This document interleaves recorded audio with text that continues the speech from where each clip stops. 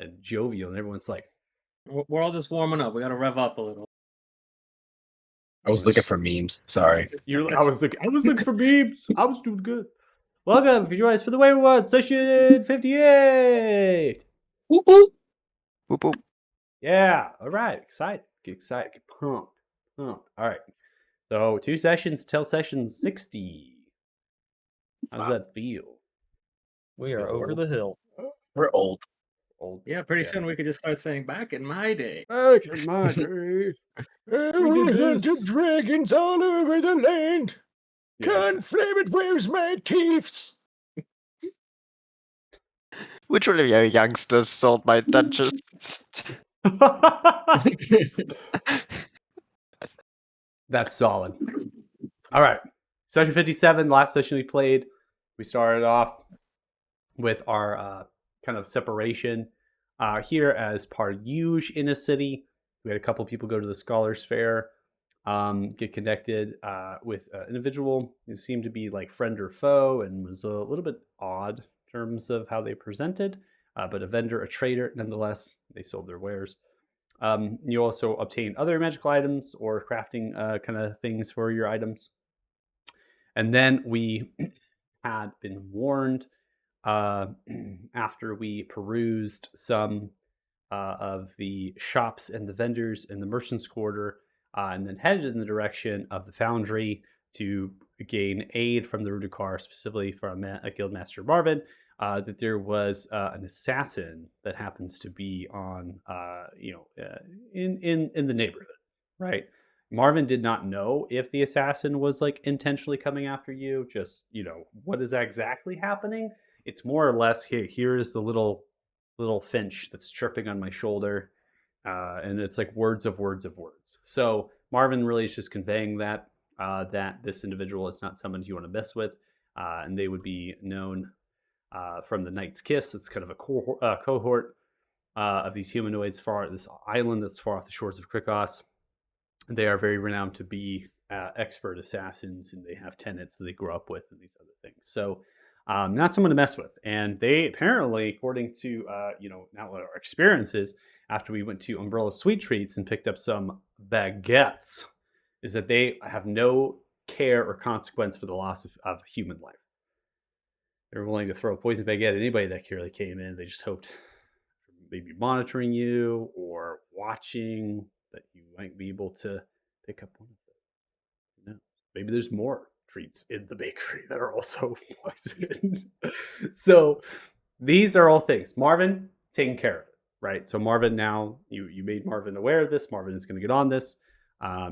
This also could have been something. Maybe there was deaths of poisoning happening, and this is what caught him on guard that an assassin might be going through the neighborhood. So in any case, we ended up on the road.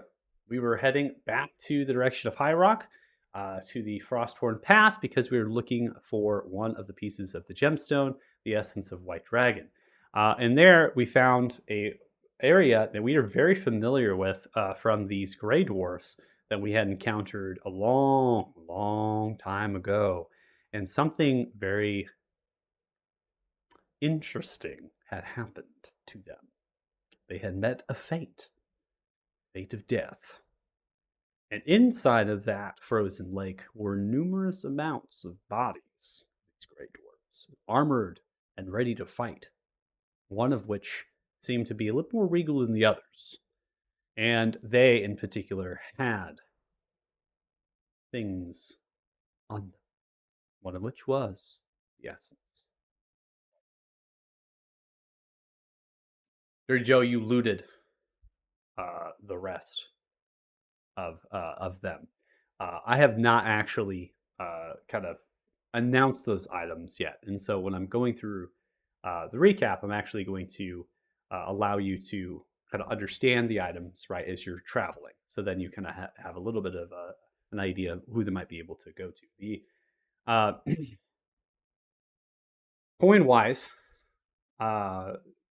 the treasures and the other common rings and things are actually going to sell for quite a bit of coin. They're going to sell for 12,500 gold. So the actual items themselves, and how I relate that is usually just to a coin value. And so you're able to pocket that coin or put it into the party treasury, and you're able to sell those off at Othema, right? When you're kind of passing by. Some of the traders maybe will be able to kind of pawn them off you. There is 3 items on this character that were kind of recovered. There was a psychic attuned dark steel maul. This is a dark steel maul that has a increase of damage of 1d6, and then it has 2d4 psychic damage. It is a weapon that also expands, so it looks like a warhammer in the hands. It was gripped in the hands of the character, and also lashed to the hip, and it like kind of expands downwards and has these bluish runes that can be activated for doing psionic damage. So it's a very powerful weapon. They're also wearing a nice piece of dark steel plate armor on them that you're able to recover, and then they do have a ring of psychic resistance.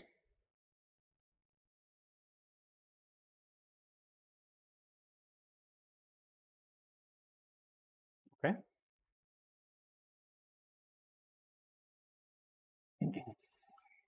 Michael, can you just repeat the 2 items after the gold? Yeah, I'm going to go ahead and put them into chat as well.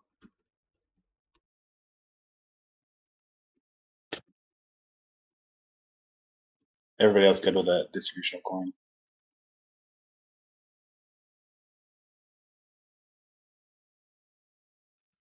Sounds like no one opposed. Sounds good. Sounds good. I was broke anyways. Yes, very broke.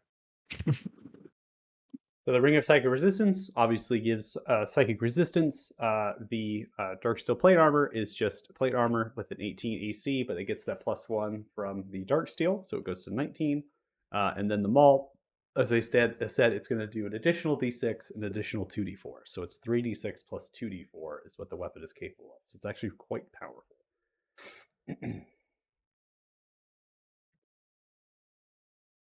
And then Maul is very good for constants.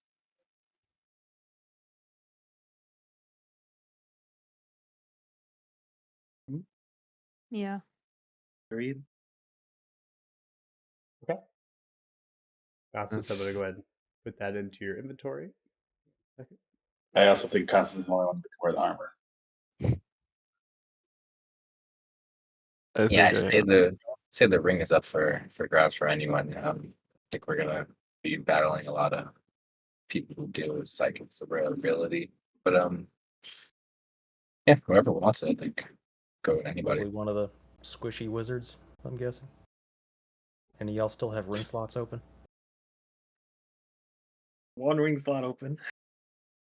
I think it might be good for frontliner actually, but it's really you do fit both those categories. Mm-hmm. Your frontliners have a lot of ways to resist, slashing, bludgeoning, piercing damage, but if I'm a big bad evil mage, I target them with a good mind attack. Yeah.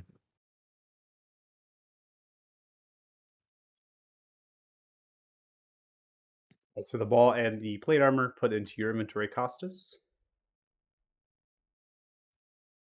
Then maybe Okay. Israel or Saya for the ring. What ring is it?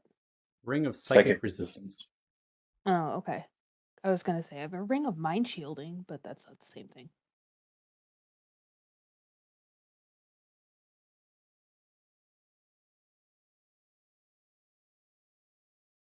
Any takers? If not, I'll just put it into the group sheet. See it.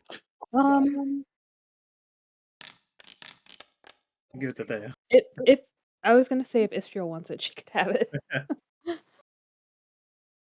I have 3 rings right now. So have 2 decisive. on. So quiet and decisive. You all were like, yo, I don't get magical items. You go. I see there's this person. I literally give you 3 magical items for the body of a frozen dwarf in the middle of nowhere. Like, I'm kind of in shock that, like, I'm just getting magical items on a possession that I kind of wasn't there for. It's just like, oh, I'm just getting this. You're good, man.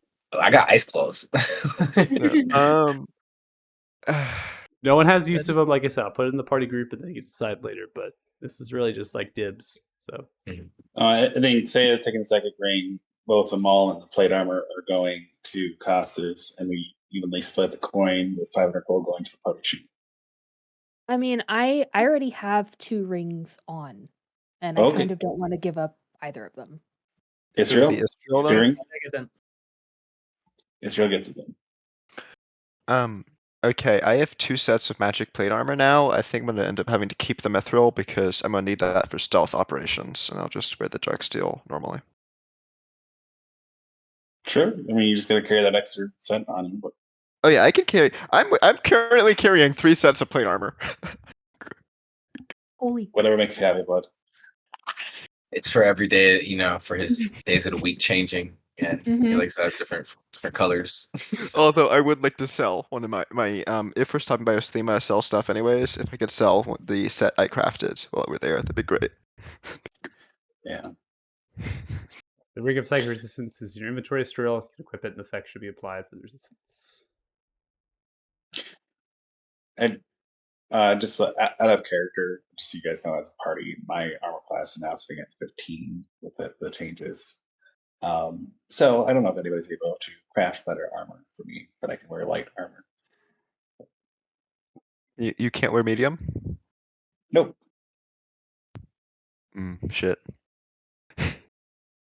Gonna have to get that plus 2 or 3. After our first night resting, like during our first rest after 4 nights, put a plus 2.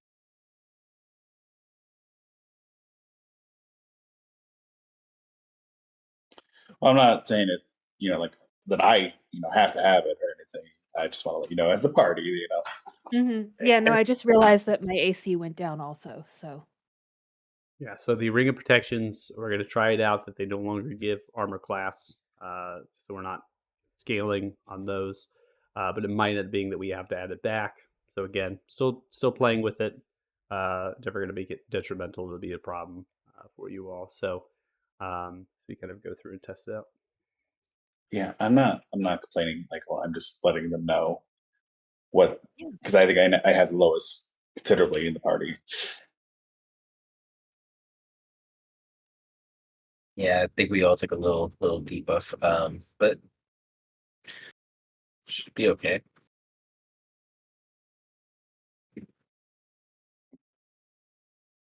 Wow, and everyone's super sad. Mine didn't change. I miss seeing a 19. Isn't that great?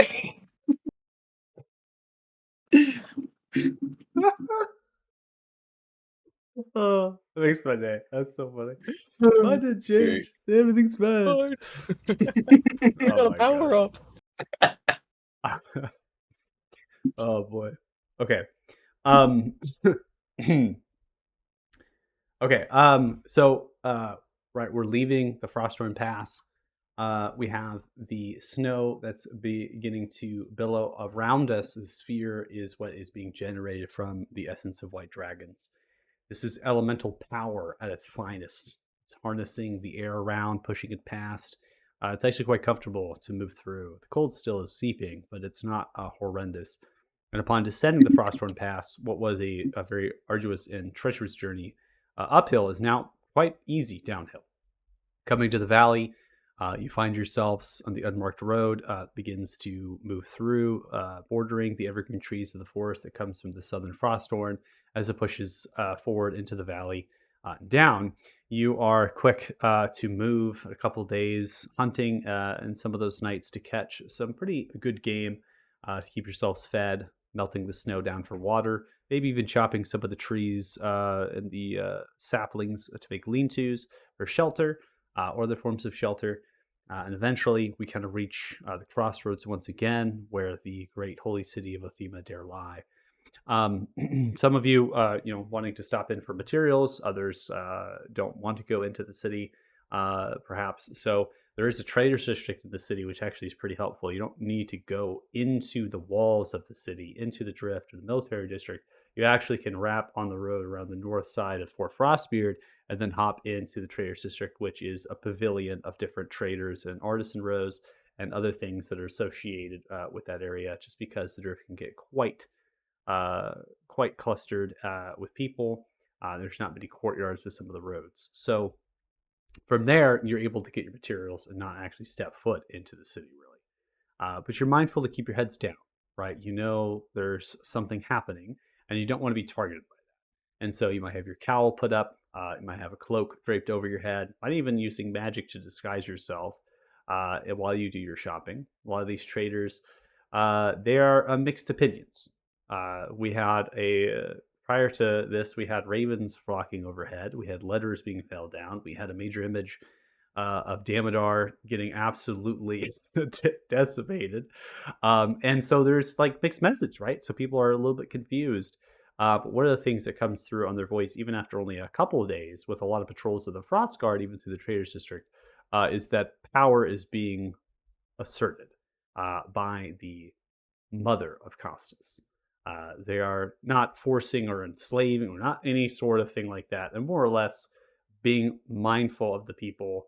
Maybe they're lending an extra hand. Maybe they're helping a barrel down from one of the wagons. Maybe they're fixing a table for them, setting up a tent, right? That sort of thing. They're actually being far more helpful than they normally might be. And that's just because they're wishing to and wanting to earn the favor of the people. And the people also a little bit happy because the merchant's tax has now been reduced back to its normal value. And so they look towards that as a right decision to be made. So we procure the materials. Those camping maybe outside, along crossroads, or finding themselves into some of the thickets of the trees, a little bit off the road. You get, however it means, you kind of regroup with yourselves and continue on the road. I will stress at this point before I go in the narration, I didn't know if you were going to pick up horses in Othema. I assume not, so I didn't press the issue just because you don't want to step foot in the city. But you could go now while you're doing your materials and pick up horses in the state, which will cut down on travel time. Something to think about. I mean, what do y'all think, guys? Is it worth just a quick afternoon, hop in, get some horses, get out? I don't even think it needs to be an afternoon. Just send, maybe you and Thea just go get some horses. You guys are quiet, get in and out of the city. Yeah, we can sneaky step our way through. It's easy enough. All right, I like it. All this hoofing it, it's a little bit slow going. We got places to be, worlds to save, and all that.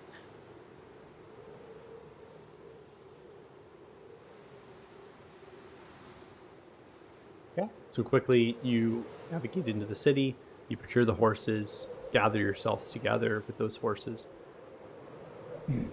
The riding horses themselves are a very insignificant cost this far north. They actually have quite a bit of horses, saddlebags, extra feed placed within. It's a total costing for 6 horses. All right, one for each of you. Mm-hmm. Okay. Is actually only roughly 30 gold pieces, so it's about 5 gold a pop. So barely anything. They're willing to sell them off. So some of the horses have a little bit of wounds on them, so they might have marks and other things. And given time, remember, it's been a number of days there and a number of days back. And so the stable masters there are actually talking that some of these horses come from south, in the direction of Beelder, and that they were pressed north, and some people rallied and found them, and they were kind of bringing them here, right, as a sanctuary and safe haven. So some of them might actually be from the conflict that had arose. Might not have been in the city, but outside the city, and finding shelter, they pressed north, and then passerbys were able to kind of get them and bring them, right? Just like horses running around wild. And so there's just an overstock. I want to get rid of them. So they're willing to sell them to you at a very cheap price. Okay. Yeah, I'll pay for it. I already did. I have so much money. Please let me do it. So do I. Boy, I wasn't buying things from Bruga, so. I wasn't buying Yeah, anything yeah. ever. I got so many potions for free. I already subtracted it from mine, so what's done is done. Well, fine. Be that way. So have the horses. We saddle up. we get on the road. At this point, I'm just gonna advance the time clock, get us to where we would be arriving. We're roughly into there. Did we ever decide on how to split the gold, like from the, since we're Yeah, kind it's of- in the chat. David did it earlier. Oh, okay. Lucas, are you working on a lab report again? No. No, I'm not. Okay. Oh man, fuck, don't scare me like that. Don't scare you. There's one due. You got an extension. You gotta finish it. Probably Fuck. forgot about one. I have homework due There's- tomorrow, dude. I don't. I Oh, can't. shit. Okay. Well, good thing you're playing with us. It's all good. No, I always have homework due. It's not a problem. You can't do homework. Go ahead. And so we are now coming into the direction of Fort Farron this day. So I'll kind of change up some of the stuff. Michael, I just remembered that I had wanted to actively start trying to connect with my stone, and that everybody else who has one should also probably be doing the same thing. That's something we discussed as a party. Yeah, we're going to do that now. So I'm going to get the scene set up. I'm assuming that every night you've been trying to connect with it. You have been able to. Let's actually change the two bars. We change it here, and let's push it. I'll push it to the night here. Oh, Thala will be helping you, so he'll give you Intellect Fortress, so you'll have advantage in saves. Cool. Thank you. Would that stack with my advantage on saves with the where is it? Ring of Protection. +1 with that. Yeah, so they the modifiers will stack, and so Okay. you're putting. You said Intellect Fortress. Yeah. Yeah, so that's just resistant to psychic damage and then advantage on the saving throw. So you're going to have the modifier from the protection ring, and then you'll have resistance to psychic damage with all advantage on the actual throw. So, and Bardic Inspiration to boot. Cool. Getting it Thanks, all. guys. You're getting Maybe it this all. time I can do it. So you've been trying to form a connection. Do you want to reach out to speak to the dragon? No, I want to basically just observe, and then if I can, try to see if I can sense where any of the other stones, like pieces, are. Just because I know that that's important. Also, with my ring of mind shielding, things can't telepathically communicate with me unless I allow it. So Yeah. I do not allow him to do that. Okay, so you do not want to. So you want to get a vision. Then. Yeah. Form vision. Oh, Okay. I get blessed too. Blessed. Yeah, Oh and my. I can- Oh my. I can Well, we got a stand next D4, to you a to have D10. a paladin buff. Is it a D10 or D8? D6. D6. Yeah. D6. D6. D6. D4. We have advantage. Wow, that's a lot of stuff. So I need you to roll a wisdom saving throw with advantage. All right. Wisdom save at advantage? Yeah. So hold down Okay. Alt and click the saving throw. Oh, shit. You'll see that in your HUD as well. I've divided them up so checks and you should see different skills. That's checks in and then saves. Saving. Or let's see to your character. 22. Okay, you don't need to roll. Other things if you don't want to, but you should can. roll. You should roll it. So roll the D6 should. and D4 because we should see So- how high we can get today. D6 and a D4. Yeah, D6 Go. and D4. Another Alright. 4. Yeah, that's a lot. And it costs us a bonus, right? Yeah, costs us his bonus as well. So we're going to +4 first modifier, right? Or What's is it that's +3? a 30? A 30? Oh, cost is only +3, so +3. So So 29. 29. 29. The stone has been reluctant in terms of forcing and pushing something out.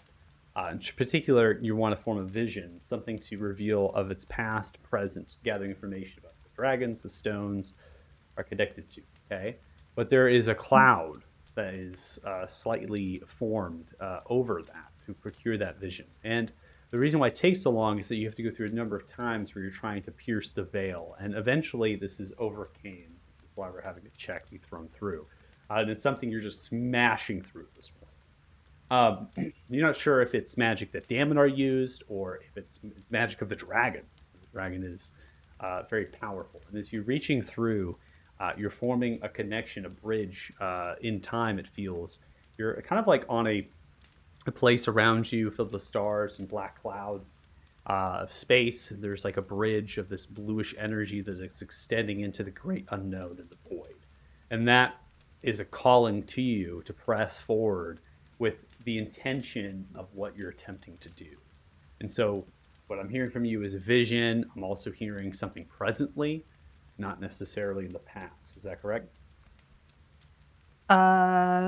Since this is a group effort, what does the party want to know? What would be most beneficial for us right now?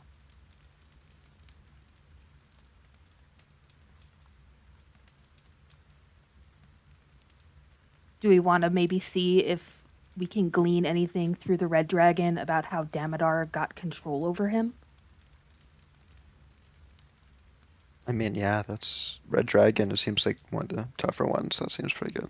Yeah, maybe you could use the essence to go through the bloodline and see if you could see how what was actually happening in the past between Harry Thorne and Barry Thorne, the two of them. On the other hand, though, we already kind of know some of how he got control, just because the ancient one kind of walked us through that already a little bit. Yeah. And so did the Black Primordial. I forget his name, present, but I was maybe the Red Primordial might have some more information on what their ultimate aims and goals are, what their designs are, what they want. Yeah, I get that, but I think we're speaking to these entities and they have a lot of agendas. So I think divisions are our most beneficial thing to get information without anybody telling us anything, because we can see what's there for our own eyes. You know, we can get our own Yeah. information. It's an omniscient view. Mm-hmm. Good point. So, yeah, like going through the bloodline just to see Mhm. if we can see what was going on between them. Yeah, I think that's a good start. Yeah.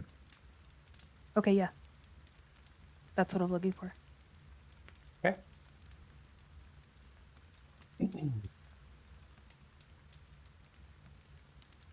So as you focus on that, the bridge begins to form a scaffolding in space that begins to bring you towards the source of light. The portal is reddish in hue, and there's heat that is bubbling and sifting through. As you step through that, you're brought to a new space.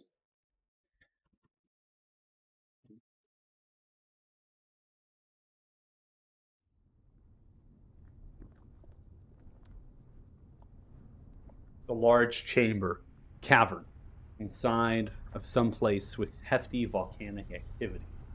The obsidian, the pumice-like rock underneath your feet is like glass, and there's these sheaths of every so often large talons that have cut through and make sort of interwoven lattice that is pierced and cut through.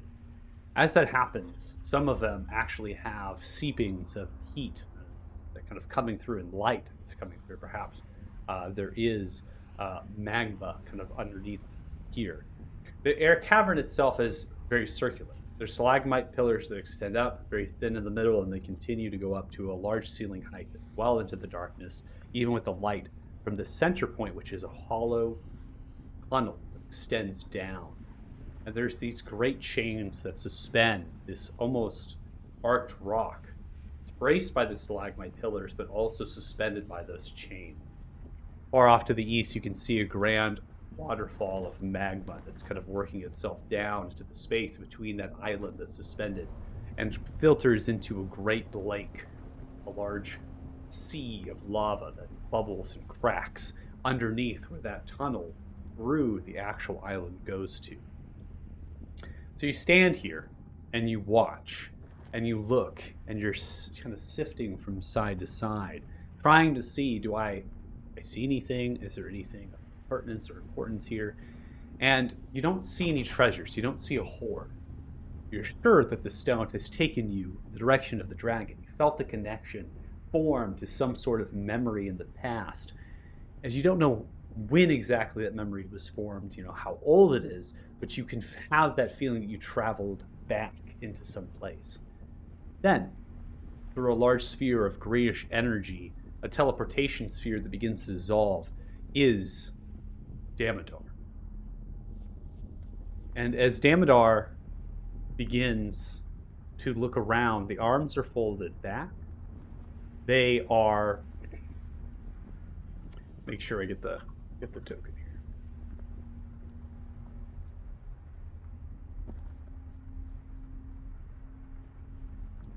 Let's get the little token, just so I can see the beautiful face of that hunk. They are wearing similar clothing as you observed before, but with less accents of stitching. And even the engraving of the dragons that are twin of golden red are not actually there on either side. The blouse is kind of pluming outwards a little haphazardly. They have cuffs that are kind of folded back with black stitching and not gold. The black boots kind of come up, but they're not really engraved in like golden lattice and stitch. And so they're just less regal and presenting. They also don't have any of the feline presentation of the nose. It's a normal human nose, normal human ears, but their skin is still a white, silvery hue. Now, very much up close to them, you can actually see that there's scars on their face that weren't there in any of the presentations prior. And they have the silver kind of whitish hair that's slicked back, but more tough and of grease. And they have the arms folded back, and they're kind of leaning forward. They're looking around. As they're doing that, they're just listening and waiting. And after a few moments, you can hear the sound of slithering scale against sharp, razor-sharp rock and stone, obsidian. And from the tunnel at the center point, a dragon begins to emerge. The dragon is red, fiendish red. Some patches are darker in color, suggesting that the dragon is aging. It is a young adult in this state. It's not nearly in the size that you have observed this dragon before. Its wings still in infancy compared. The dragon is roughly 40 to 50 feet long, and its nostril snout forms with a large bone protrusion downwards that is yet to grow form. So it's kind of like a horn that goes down like this. And they have other phalanges that come through, a large nostril piece. And they're kind of pulling themselves up, and they just like lift their head up from the tunnel. And they're looking in the direction of Damodar. And they kind of just stare and they look. They're like watching.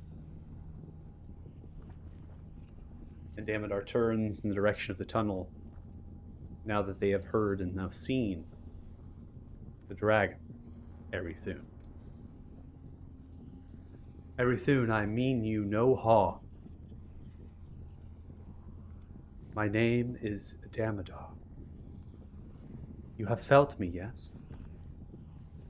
The dragon looks. I have. Why have you come here? You're... Sniffs and smells the air. Cowering.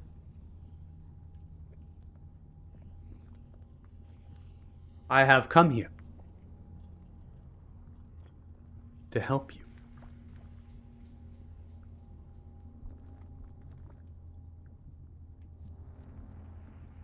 You have hidden away for a long time against the protectors, the might of Oran and Zauro.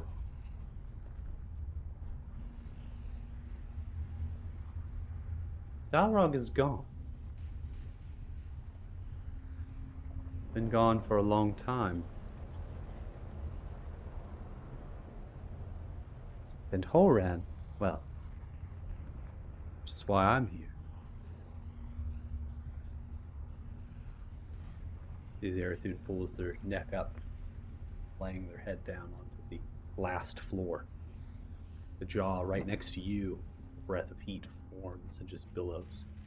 Even in this state, the head of the dragon is far larger than your body.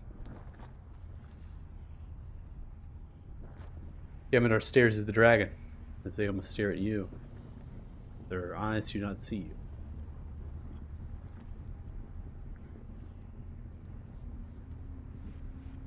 I have a way that I will deal with Horan.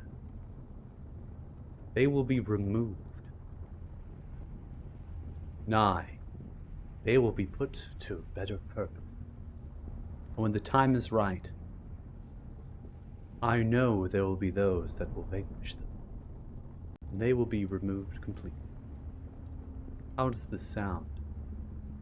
Ancestor of the great Berrythun. The dragon that shook and quaked the world with its might and its strength. You are descendant of this great elder worm, and they met an end in the most atrocious way. Berrythun, you are to believe me and connect with me, ally with me. One of my first moves. After Horan is brought to kneel, is to destroy, take over the Wizard's Keep.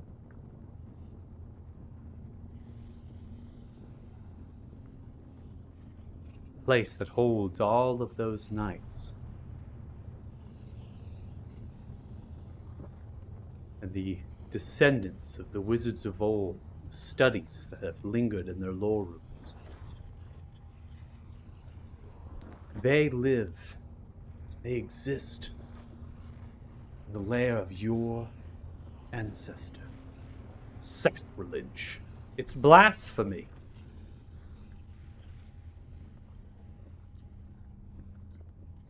I will ruin them, and we will claim your lair, which is rightfully yours.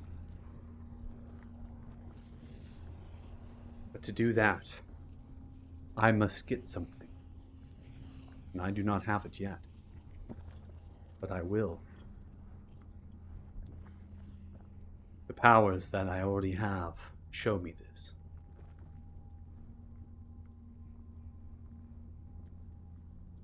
There is something I must do first. I must open a way to get there.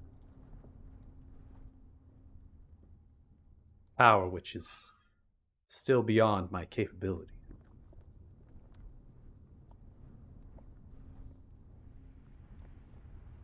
And I need you to help me with this. And once it is done, I will use the essence of yourself, and I will blossom your power.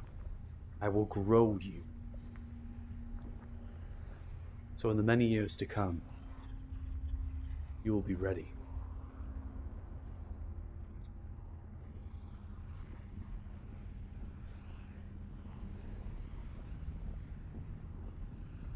The Zerathun looks.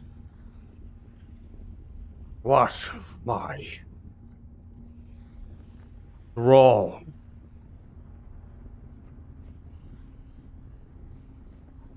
What will you do with them? Will you ally with them as well? They lurk and hide in the jungles. Pushed away. They will need a master.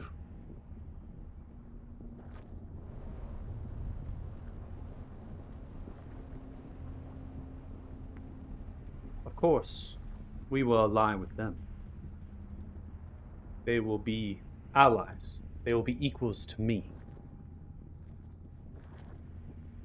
I do hope that they see we have common goal. Change this world.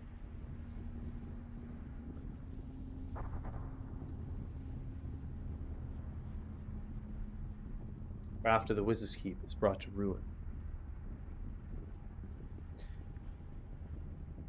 I will need you to wreak havoc where it is necessary and dismantle the very resistance that will grow. And after that is done, and the New World Order is instilled, you will be free to do as you please. That much is certain. See as they step closer. As they hold their hand outwards. See as the cufflink begins to skirt back from their arm. Please make a perception check.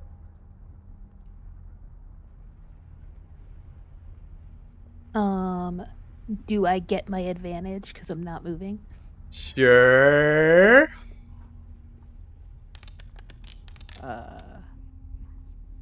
Let's see if 30 it could be better. Let's Can see it if be it could be better better. than an 18? I don't know. No, it can't. No, it can't. What you observe is on their skin, from the arm, are patches of red and gold dragon scales.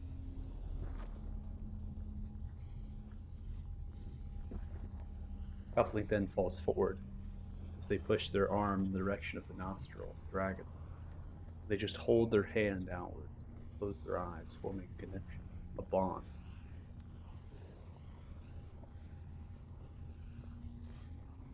The blood of my ancestors runs deep. In me is you, Erithu. Stares at the dragon's eyes. Long has been forgotten. Time. Where our sorcerers walked the world.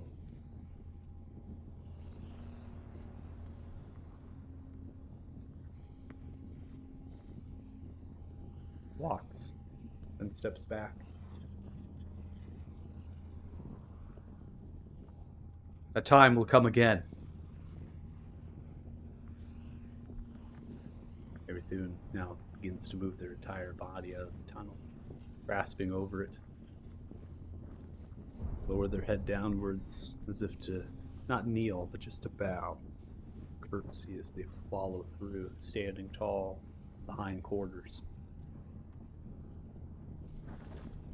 I am brought with purpose now, Damodar, and I will have my vengeance. Bring me this power you speak of. Grow. Bring me to where I may destroy. Out resistance.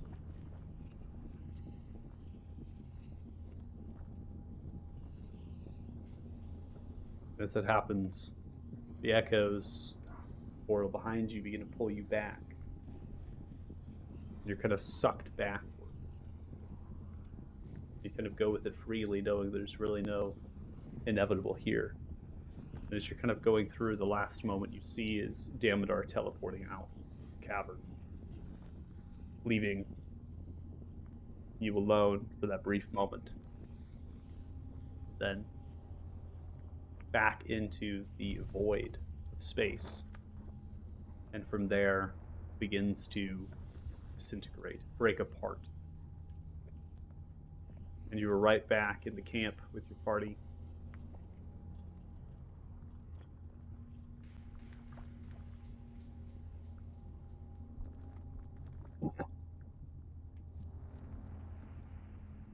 I don't know if it was possible for me to have, while everything was happening, literally just be dictating to them what I was seeing. But No. if not, then I'll do it now. For them, you just stared at your stone as you did the previous nights, focusing and concentrating for several minutes, and then nothing and trying again. For them, though, you have just looked at the stone, and it has only been several seconds that you have looked away from the stone, and have recovered all of this vision. So there has been no time at all for them, all the time for you. Another bust then? No. It's finally Everything is worked. everything is unnaturally large. Damodar did that. Gave him power. Used his essence to make him more powerful if he agreed to help. Oh, good. So our main big bad dragon is juiced. Well, beyond that, it sounds like Joy's Damodar's. Is it they made a pact, you said? Yes. He wanted the freedom to destroy without resistance, and Damodar gave that to him. Also, Damodar's arm has gold and red dragon scales on it. Or did. It sounds like Damodar could give this power to the other dragons.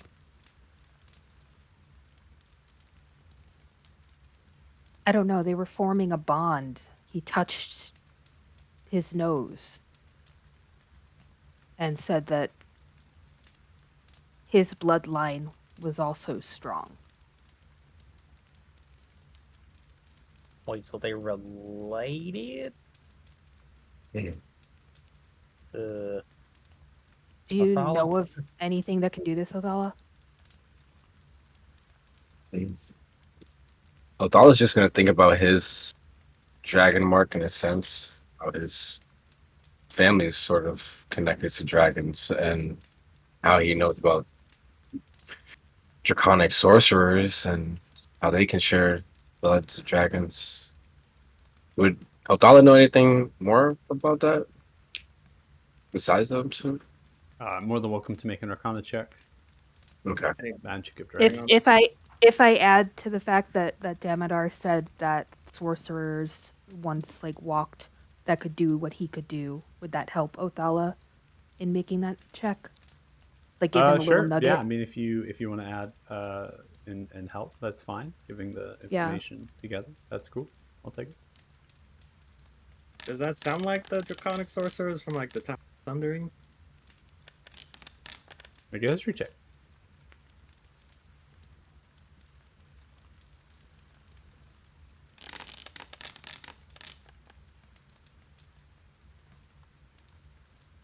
Wow, these rolls. Oh boy. We're back. We're back. Back again. until next combat. Till next combat. Until Right? next combat. So with all of the Right. advantage of the Arcana check, draconic sorcerers, they have the blood of dragons in them. So it gives them the power that they can unleash upon their enemies or chanting these other things, right? Basically access to the weave of chaos around us, right? Spell. You do not know of the existence of a person who has both gold and red bloodline. It's generally one that manifests itself as paramount, and that overrules that there's two. The fact that the Damodar is bearing two colors of scales upon them in two different styles would suggest that both of the bloodlines are manifesting at the same time together. Is a mutation of some kind. History check is drill, and it does relate to the Sun Ring, mainly Dragonborns, or the actual draconic sorcerers. They went through a name referred to as Draconis. That name stands out as something in history. Is just a general term for these sorcerers. They were sorcerers on steroids. They were extremely powerful because not only did they have the bloodline of the dragons, but they actually were being gifted power from the dragons in real time. So the dragons were actually using them as chosen to enact their might against their thrall, or perhaps protect others. And they weren't just dragons. So there was other humanoids, mainly humans, from the first people that relates.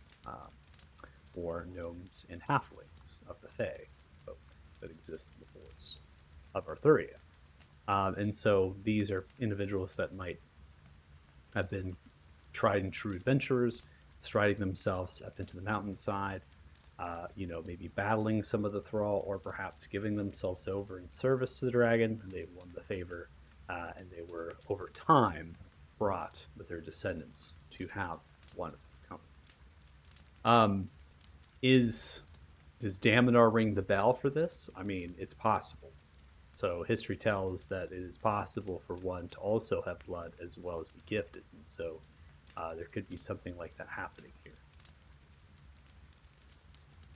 And you have to think about that for a moment. Realize that if it was dragons gifting their power, but dragons were mutated long ago by the essence, and Damodar now had.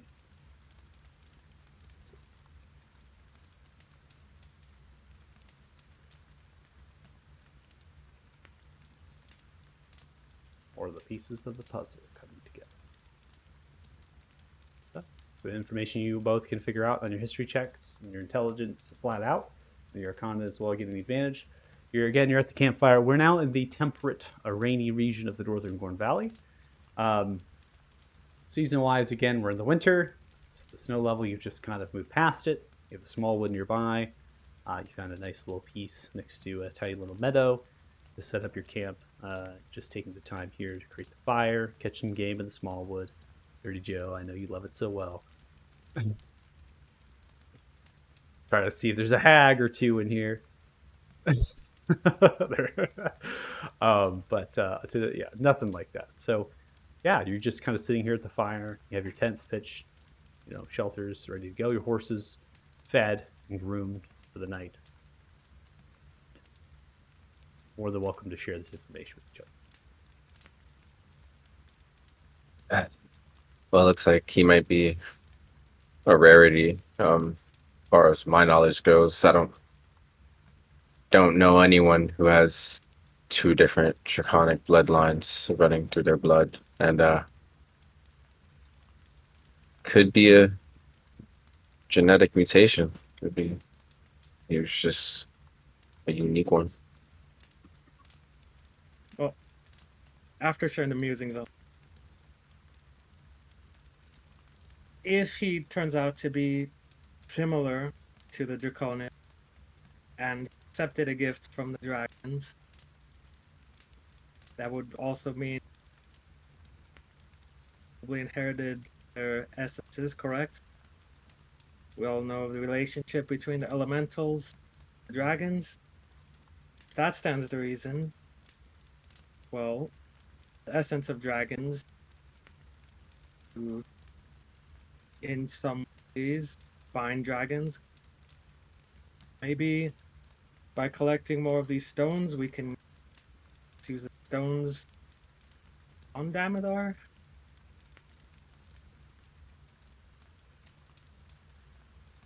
It's not a bad idea. Bind him to service. Yeah, especially if he has two bloodlines in him. We can possibly overpower him if we find enough essence. At the very least, it may weaken him. I don't know if it'll be quite as drastic as the dragons,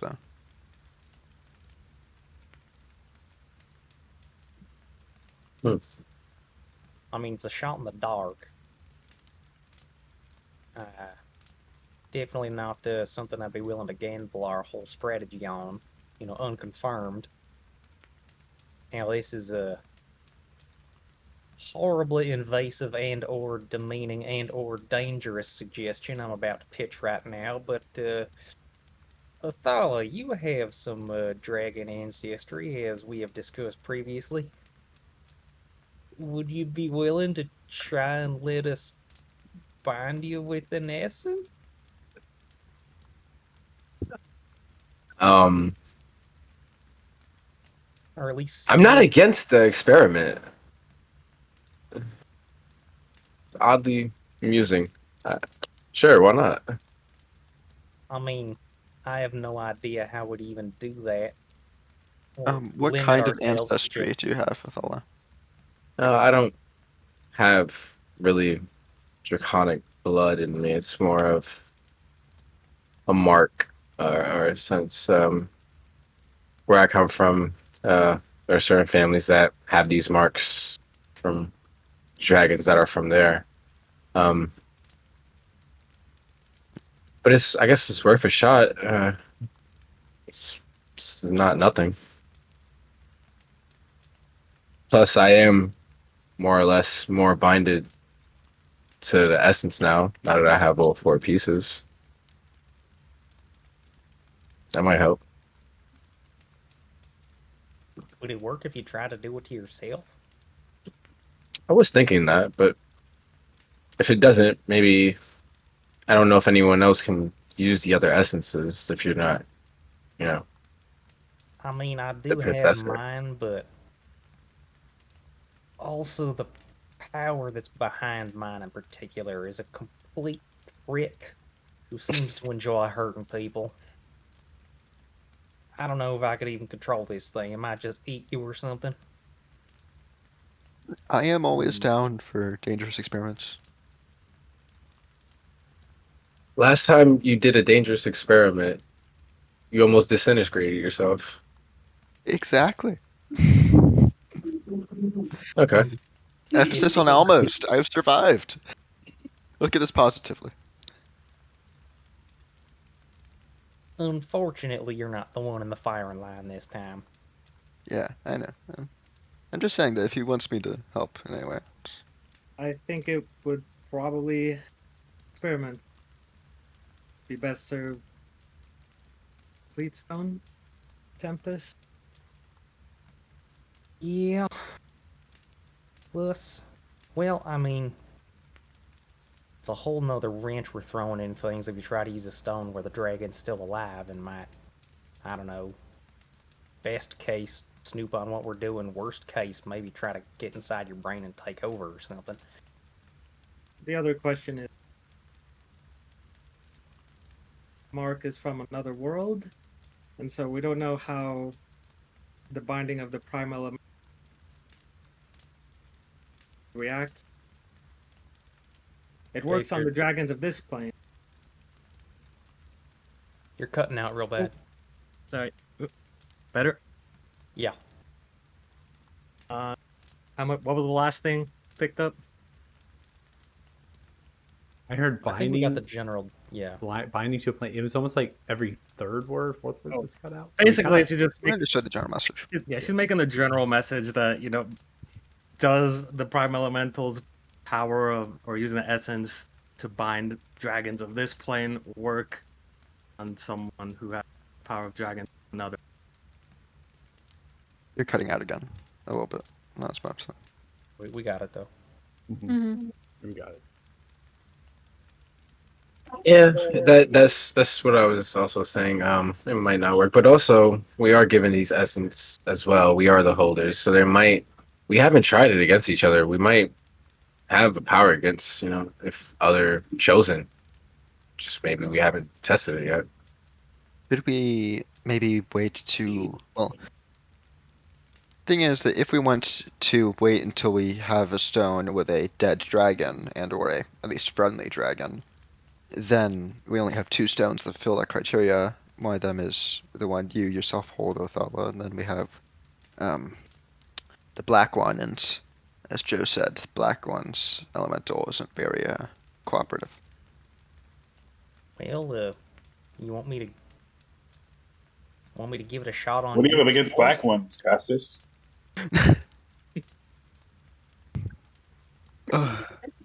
It's against the elemental, not the stone itself. The stone is perfectly fine. The stone is a beautiful stone. It is super, super beautiful. Very, very pretty stone. It's a little intense. You know what? If you're down, I'm just gonna try to use mine. I think it's got the best chance of success. And Yeah. Y'all be ready to either heal us, revive us, or tackle us to the ground if we start going crazy. And Yeah, I'm just gonna have my defenses down, so I'm ready. have Alright. him scratch his head or do something that Othala wouldn't normally do. Yeah. So Yep. I'm gonna focus on Athala, focus on my stone. and I'm gonna think towards him, spin around 3 times and do a little jig. You're gonna spin around 3 times and then do a jig? No. I'm trying to compel him with my mind without telling him what I want him to do. Using the stone, trying to mind meld the powers, make him spin around 3 times and do a little jig. Oh, just see if you can command him. Gotcha. Now I understand the test here. I gotcha.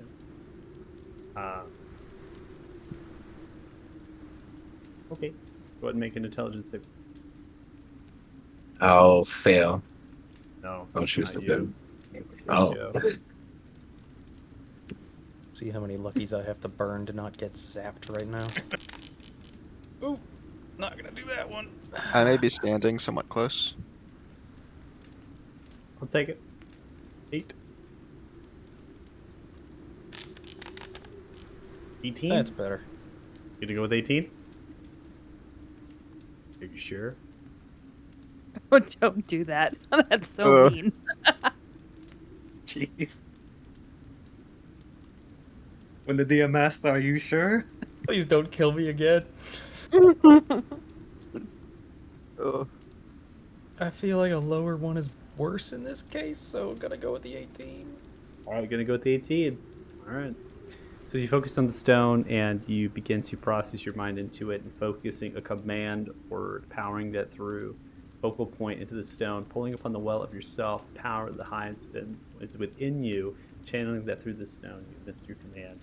And as that wave of energy extends from you, that invisible wave, you can feel the release of the well within you into the stone, and release in the direction of Withala. Nothing. You receive nothing.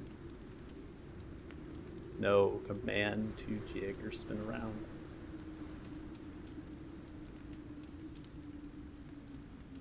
You feeling it? What am I supposed to be feeling? Well, anything really. No. Don't think it's working. Okay, well, that in itself is an observation. I kind of miss Griffin for this moment right now. That would have been helpful. Oh yeah, come to think of it. Wonder if he would have taken kindly to this little test, though. Nah, he would have liked it. It would have been great. Well, that's unfortunate. But that's not to say it might not work on Damodar as well. It's just might not work on us. Well, I mean, if it looks like we're about to die and get crushed by some crazy army of thralls and dragons with him at his command, we can always give it a shot in the dark. It's better to have more options than not have none. True that. Well, now that's over with. Anybody want a tattoo? Gotten pretty good at sticking and poking as we were up in the mountains. Wow. Really? Did you do any on Good. yourself? Yeah, I just finished these ones that I was working on. This guy gives dark vision. I know y'all don't need that, but you know, it also you can kind of shield you from incoming damage if you know to think about beforehand. And this other guy, this is a good one. This is a hard one too. I could probably pull it off. Might fail a couple times, but I got fire resistance from this guy right here. Oh, can you do normal tattoos? I mean, yeah, sure if you want. Cool. I have a design I'd like to show you. It's like, that sounds lame. Let me guess. Let me guess. Is it a fuzzy teddy bear? No, I have like a maker's mark. I put in all my smith stuff. I'd like to get that like on my bicep or something. Like Yeah, sure. like a brand, like made by on yourself. So you're saying that you were made by yourself. Yeah, he's a self-made man. Jesus, man, come on. I was Makes sense. thinking more. Makes sense. I don't know. I just think it's cool. I prefer the interpretation. It's one of them whatchamacallem time paradoxes. Like went back in time and then like became his own father somehow. Like you. Never mind, I don't like that one at all. Mm-mm. Mm-mm. No. So it's not the grandfather, it's the father paradox. I guess grandfather would be a little bit better. Maybe. Would it?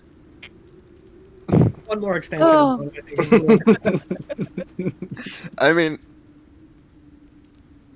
ugh. But yeah, sure, if you want to. You know what? Never mind. Never mind. You've convinced me otherwise. This was a bad idea. This. Hey, I'll just get like a sword or he's something. learning. I'll just get like a sword.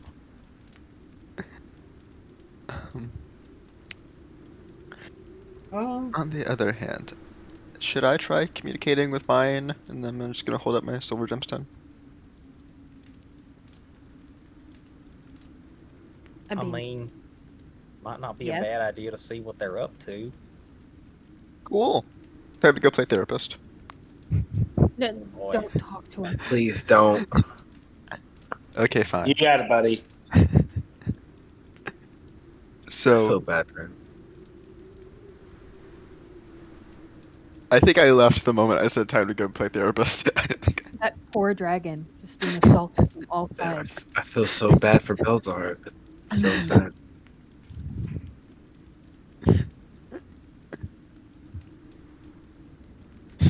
You're gonna you telepathically communicate to them? yes. Well, actually, I'm going to try to find silver gemstone, like the closest like piece of silver gemstone, like first and foremost. And if I can like commune with Belzar, then yeah, sure.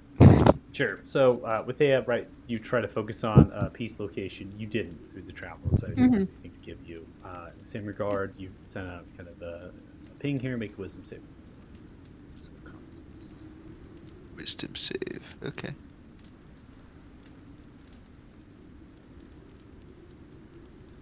Did that not go through? I don't see anything. Okay. Did it roll for you? No. Do I just have bad internet connection or something? Let's just... No. Seems like you Yours got pretty looks good. fine. Yeah, you got good ping. How are you rolling? Oh, pick up that. Oh, I was trying to As use the new HUD. Huh? Wasn't Okay. Weird. Okay. Yeah, we got the wisdom saving through here. 19.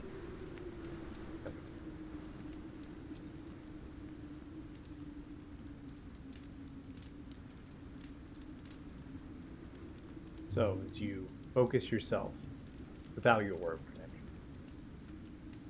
to focus yourself on the stone as you begin to pull towards it, and you're bridging that gap between the two minds. Something you've done before, so this is a feeling you're able to pull through again, easily able to. Racing your mind really is just against the psychic energy that would overthrow it, and you can feel the connection. Feel yourself within the mind of the dragon. The dragon does not respond.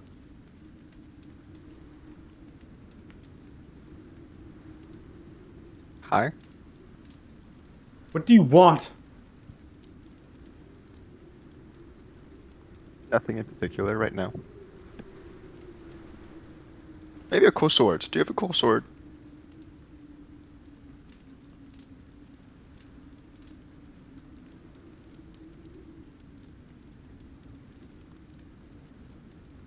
I'll take that as no. Yeah, so I hear you're not doing okay. And I was wondering if you had any like useful information. Plus also, you know, anything you want to like, talk about, just, you know, you seem to be having a rough time. Is this how you treat your friends? This is Ask them nicer than how I if they treat my can Give friends. you something? I need nothing from you. I need you to go away and stay away. Don't come back. I mean, you know I'm not working for Damodar. You've already basically confirmed that, right? Like you. It does not matter if you do not work for them. It was never the problem. Then what is the problem? Problem is that I will kill you.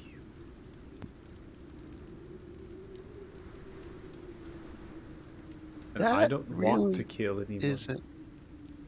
I want to I stop. will say that's really not I a worry can't. for me.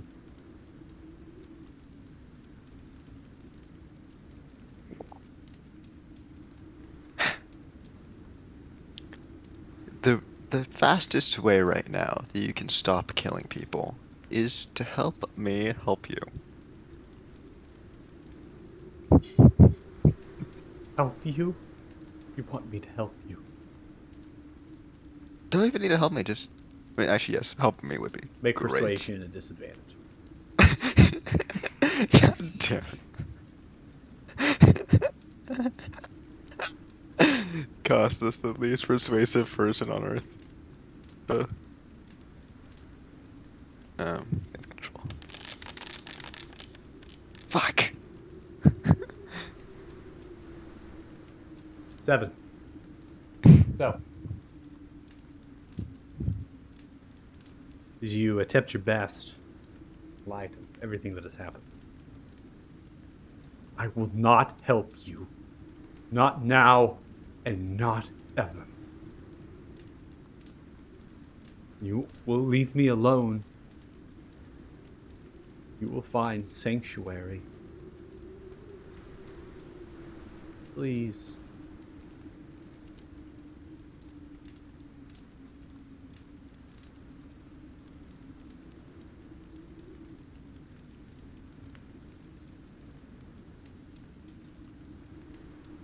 Fine. If you wish to be left alone, then you will be. But which is only to Damodar's benefit. Then I'm gonna disconnect the Okay. Disconnect the communications. Brought back to yourself. Full awareness of the place and space around you.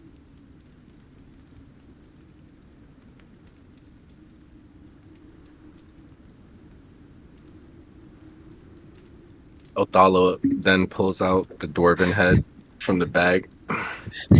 Is this like thawed out yet? Yes, then- it would be thought out unless it's in the bag of holding. If it was in the bag of holding, then take a little bit. Okay, I if it was would in the probably bag of say- holding, I'll just use. Is there like temperature in the bag of holding? I don't know. When I think of It's the like- astral sea or like a dimension, I think of like space. Yeah, but like Does the bag of holding have a temperature? it says that the bag has a temperature. I'm looking.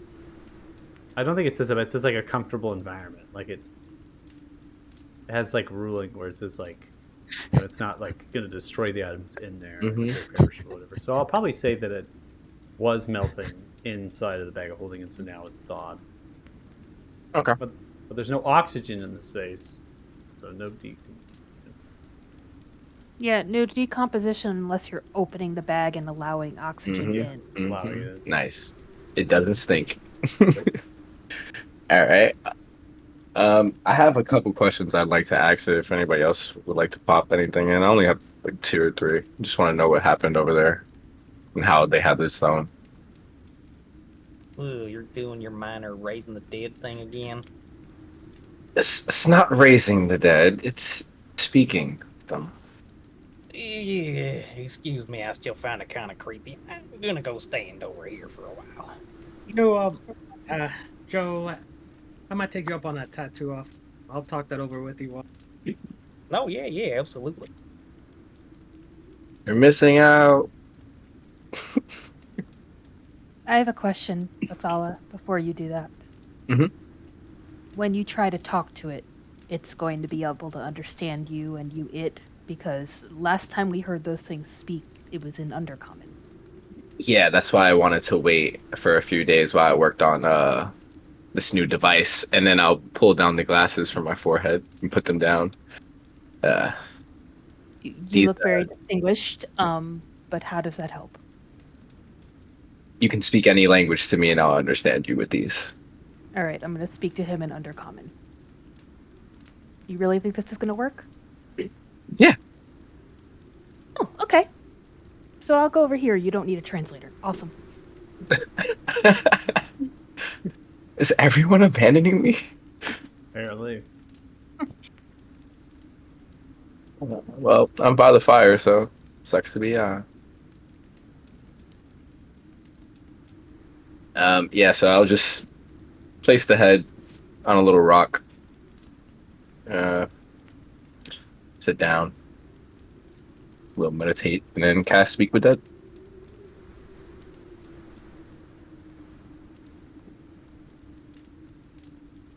All right, as soon as you cast Speak with Dead, begin to ignite a corpse that is intelligent. This corpse obviously is, since the head is the source of that intelligence. To open, see the eyes begin to glow, greenish hue, and the mouth begins to gape open. Ghost-like before it begins to falter from it. It begins to look around its eyes. You can ask the corpse up to 5 questions. Well, good evening. Is that a question? I would like to know that I have minor illusions, a third eye on this corpse Third eye that looks appears. intently into Athala's eyes. Everything. Goes right into your brain. I think if that happens, Othala just leans in a little closer, just looks at it. Interesting. All right. That'll probably be my 4th question. So, what happened to you and your group that caused y'all to get wiped out?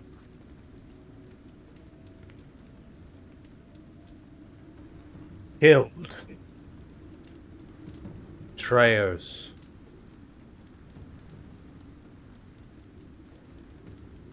By dragon.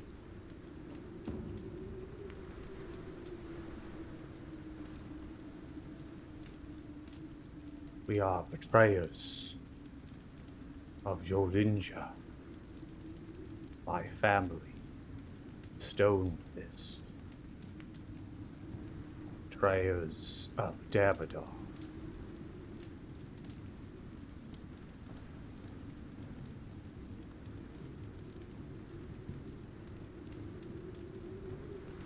Did you say his family said it was Stonefist?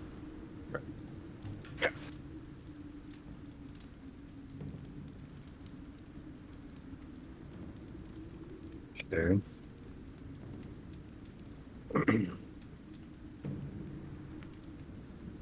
And how did you gain the white gemstone?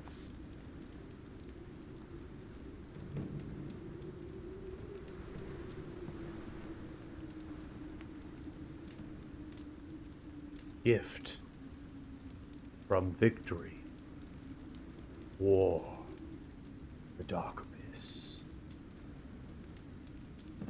Taken from the body. Fallen gem.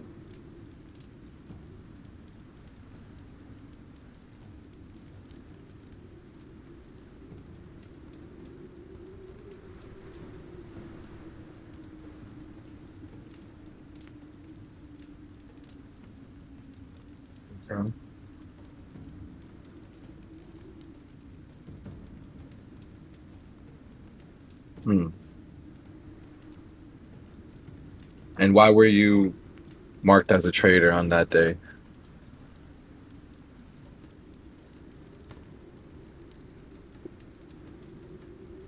Would not bend the knee. Would not do what royal family demanded. the seventh born and commander of the Armada.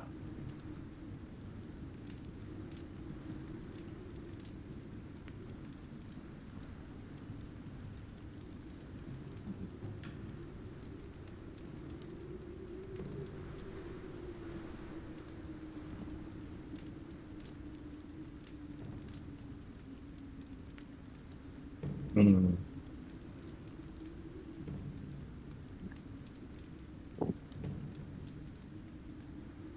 Was it just your sect that were betrayers, or was it the entire clan Stonefist?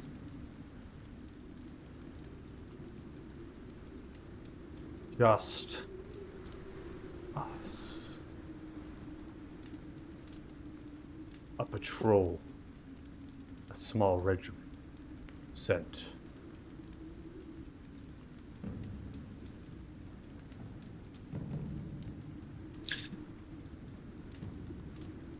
Last one. What is your name? Prince Rawl Stonefist. Born 7th. Family Stonefist. Known as Commander of the Armada. House Stonefist. The eyes begin to go back to that ghastly white black pigment. Mouth closes. Head's light.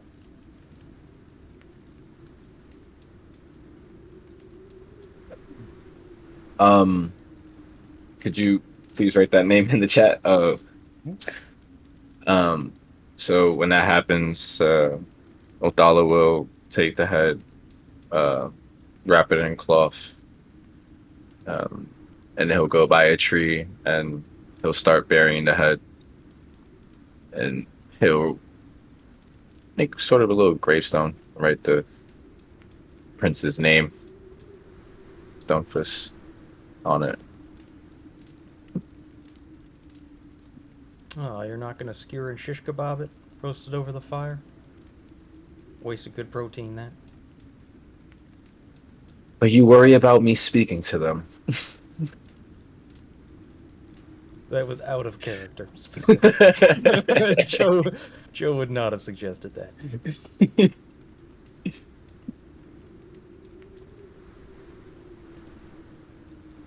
It's a long name. Oh, It's a name and title. It's customary for other people. it's nice. So yeah, I'll just I guess I'll go to whoever's next to me, either Dia or Felix. So this was a prince from the clan Stonefist. It seems his platoon didn't want to bend the knee to Damodar, and this was the message they sent. Good for them, I guess. You know.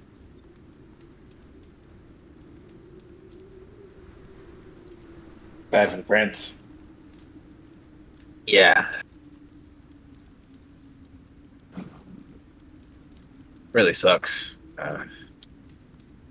Feel like we avoided it, and it's what they were going through too over here.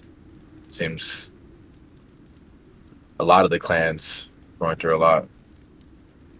We're here, Ismar, Iraq, all over. Yeah, there's a lot of chaos going on in the world. We can't be at all places at all times, but Damdar really prevents people from coming together, I think. Mm-hmm. I guess the whole thing of unity is probably his biggest weakness. If he can get us all singled out, we're easy pickings. Guess if we stand together, it's much harder to do that. Just seems like he caught them when they were separated.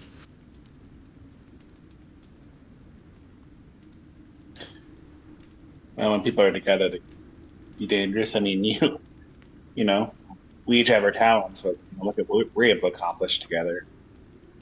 It makes sense. You keep people separated or pitted against each other, it's easy to oppress them all.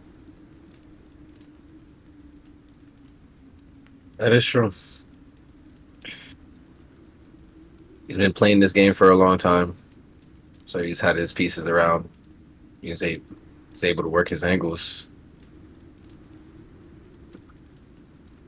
It's a difficult battle. It's just reassures me of what we really need to do. Yeah, I think if we get caught up in each small victory or defeat, it'll be crushing. But if we can realize that, playing a long game here, trying to, it's really all about putting us in the right position to try to take them down. And, we win where we can, save who we can, and realize that we can't control it all. Yeah. We'll definitely keep winning. We'll try our best, for people like them. Who died for their beliefs and their reasoning, not trying to live through this tyranny.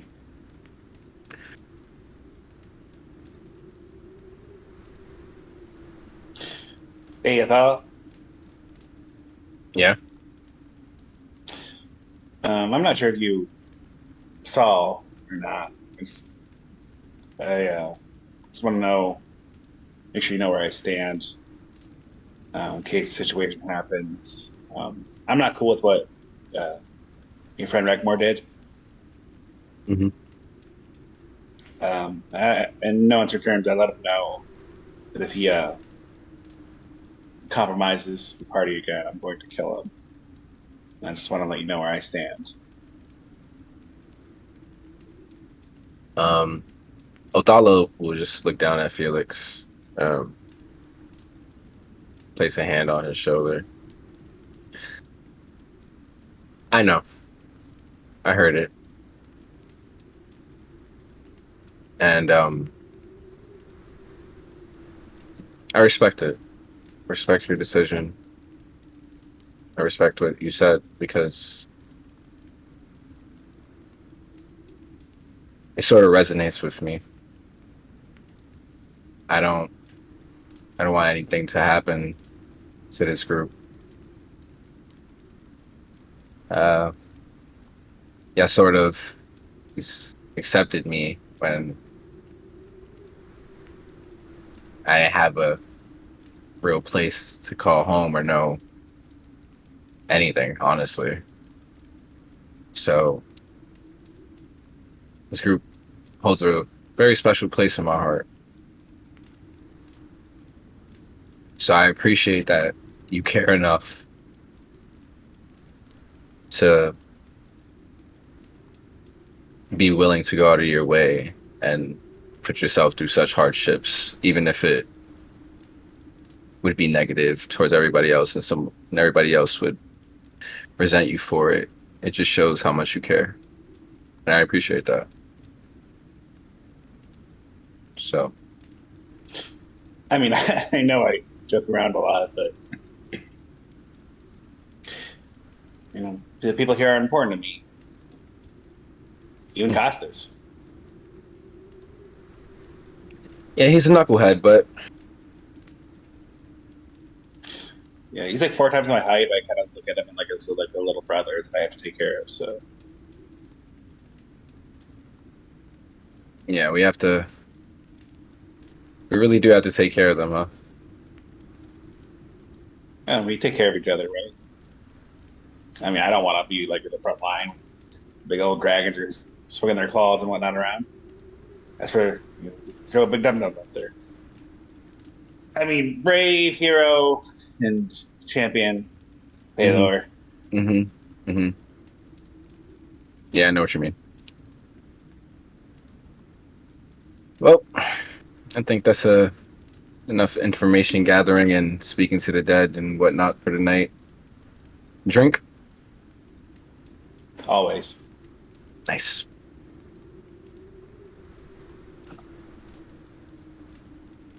Pass around a bottle to whoever wants.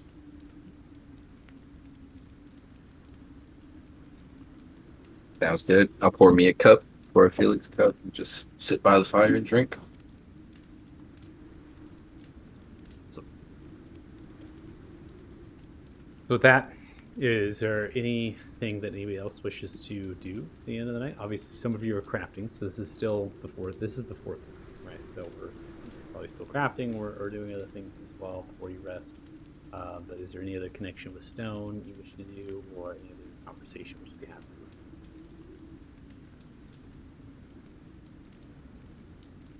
No. Okay. With that said, I'll go ahead and advance time here. Kind of get us to a point where we'll be entering into Fort Farron here. Brief And you moment. said this was the fourth night of crafting? Yeah, that would be the fourth night of crafting. So that's why I set the downtime as I had for the crafting. So Is that another rest there? yes, yeah. So everyone can go through a long rest, get their spells back and things. You are just on the kind of the northern side of the Smallwood on the road, so you only have a couple, several more hours worth of travel.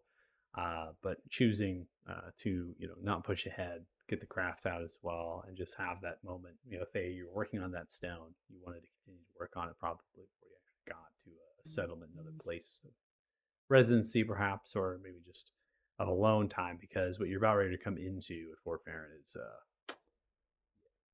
so. You can go into Fort Farron. If not, I'm gonna describe it for you what you're seeing on the way there, or you can bypass it if you feel the need to. So we will see. But we're gonna take an early break because we went through some information. Let you all digest that. It's also a good time for it before I get into the next thing of stuff, and that allows you all to get drinks, restroom, that sort of thing. Does that sound good? Good. Mhm. All right, cool. Yeah. If you're watching the stream, thanks so much. Really appreciate it. We're going to be back in 10 minutes or so. So we'll be pushing about 6:10 p.m. PDT. Thanks so much for watching us. I'll be right back. Bye.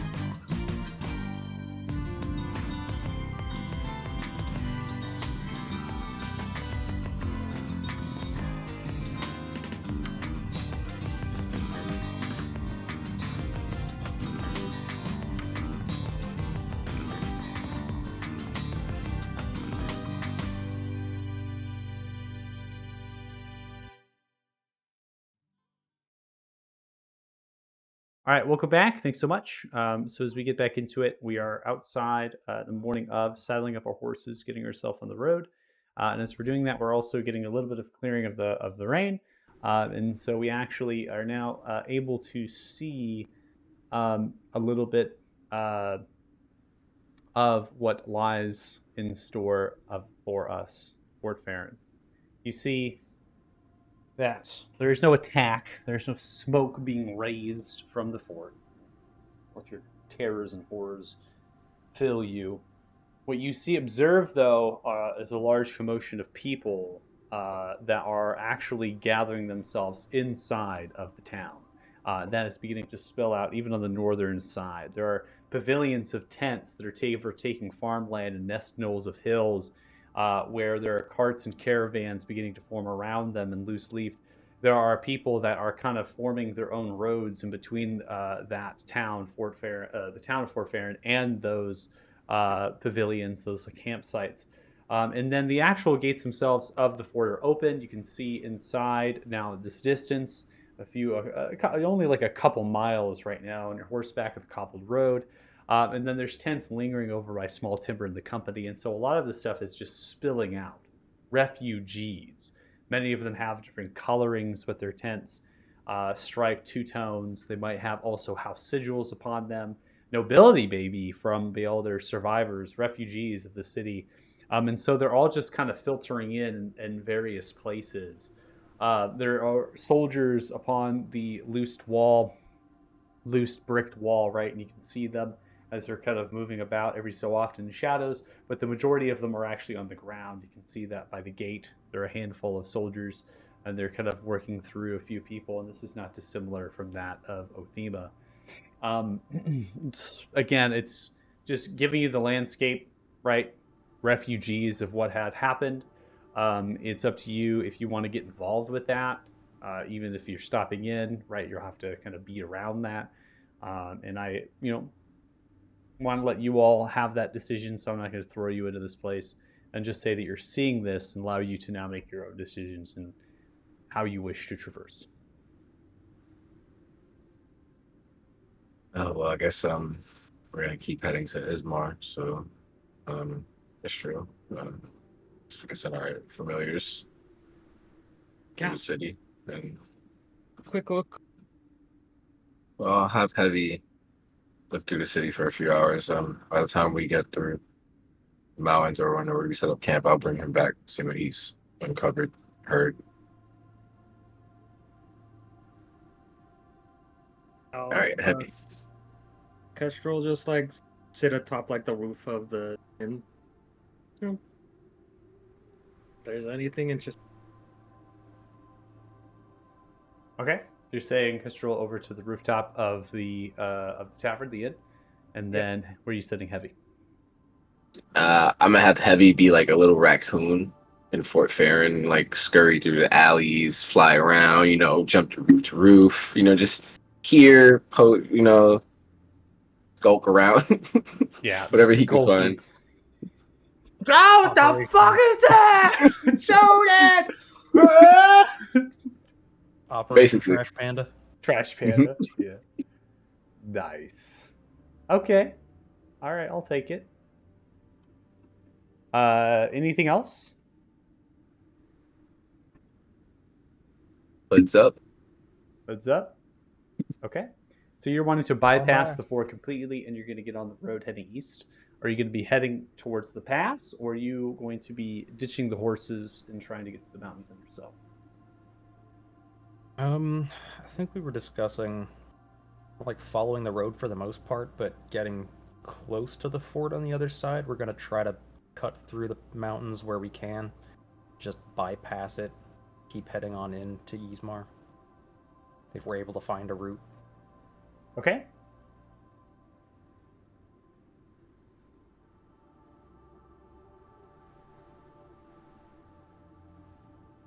So bypassing and getting into Ismar. All right. So, again, just narrating. So you're able to get your horses turned off of the road. You're beginning to head in this kind of southern direction, slightly eastward. you're kind of moving through farmland, right, where people have their farms. And again, we're in the winter, so these are barren. Just the grass is slightly coming through with the change of season soon to be approached in the next month or so. And so the pavilion of these people are kind of spaced out enough that you're not really in the middle of getting into their space or anything like that. You might come across a couple pieces of abandoned farm equipment that might have broken down, just never removed. But that's about it. No one really comes at you running, going, "Hey, what are you doing?" Nothing like that. You're all just traveling as travelers, right? And there's no one going to stop you. There's no Stanton with their wagon and their small mule that wants to pick up a conversation on the road. You're not even really on a road. And then eventually you get, I would probably say, just north of the eastern road that leads to the Gorn Pass, navigating the mountains in perspective. Either side, either of the Frosthorn, the Lavsteer are going to be difficult. And you know that one of which, in terms of the pass, you want to stay at the northern side just because the elevation seems to be less. That's something the two rangers most likely can figure out. And so you can bypass the Fort Flatminer and the Gorn Pass and get through the mountains. To do so, though, you won't be able to take your horses. The horses can't make that trek, and it will add several days onto your journey as you're actually going to be moving through the mountains. Does anybody have climber's kits? Still have I mine. Yeah, I think we still have some. Yeah, just want to make sure. I still have one. Okay. We got them. It was a long time ago, so I'll make sure we remember that we have those. Yeah, so you were going to be using those climber kits, and we're going to be taking our time moving through the mountains. But yeah, it is definitely possible. Then we'll get on the other side into the new region. So as time has progressed, the rest of this day of travel, and then you're setting up camp. You want to stay within range of the familiars so they can kind of get up to you. Is that what I'm understanding? Or are you going to press into the mountains now? Well, for Heavy, I was gonna have Heavy I was not gonna keep the mental link on. I was just gonna have him go on his orders, figure out what he can find out, and then vamp him out later when we set up camp. And just vamp him out later when you set up camp. Mhm. Okay. Israel? Yep, pretty much same thing. Same thing? Okay. So how are we setting loose the horses? Are we just kind of letting them go? Or are we going to be handing them off to a trader, traveler that's moving on the pass? Or are we just letting them go in the farms? Tying them up and leaving them tied up for someone to find them? No, I think when we get to where we can't take them anymore, we just free them, send them another way, smack them in the ass, and say, go on now. Yeah, We don't want you anymore. you said that when me and Joe got them from Othema, that they had been like wild for a while anyway, because they had been like escaping. So they're probably used to roaming. Okay. Give some comforting thoughts, some animal handling, just, giving them, it's going to be okay, you'll be fine, that sort of thing. You remove the saddles, you just drop the saddles, you have no use for those. You let out the feed for them to eat and consume. Some streams move through here, feeding into the Farron River, and then you begin to move yourselves into the mountains.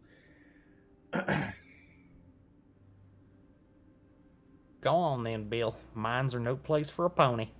Don't worry, he knows the way home. Roll animal handling. Did yourself. I regret nothing. The hell is... Oh, there it is.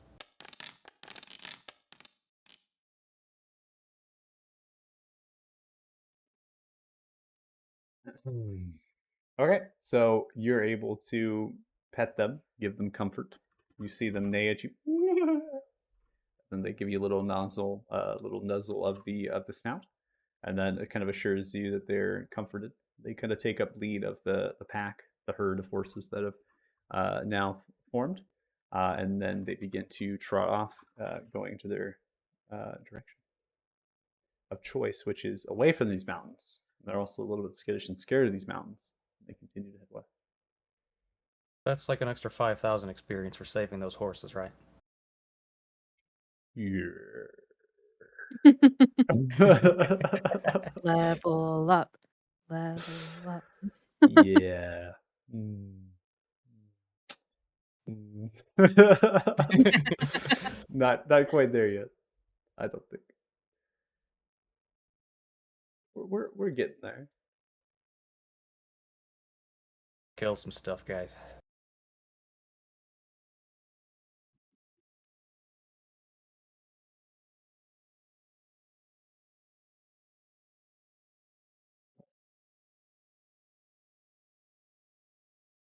Give me one moment.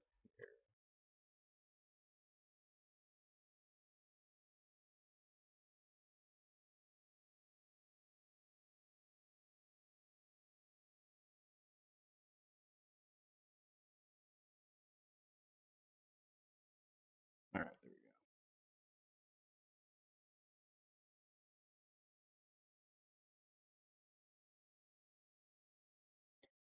go. Lagged out. I had to refresh.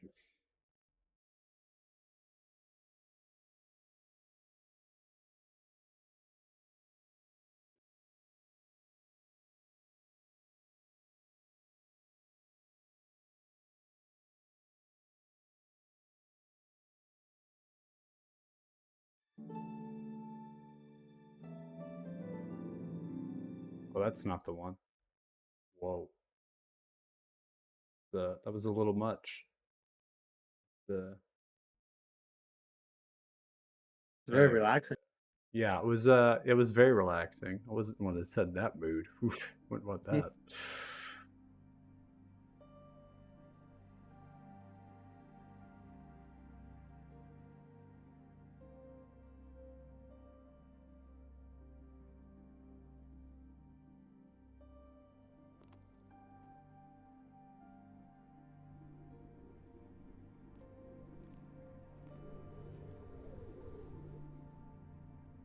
So, as we begin our mountain climb and we're pressing forward, eventually we've reached a certain amount of miles where we become fatigued.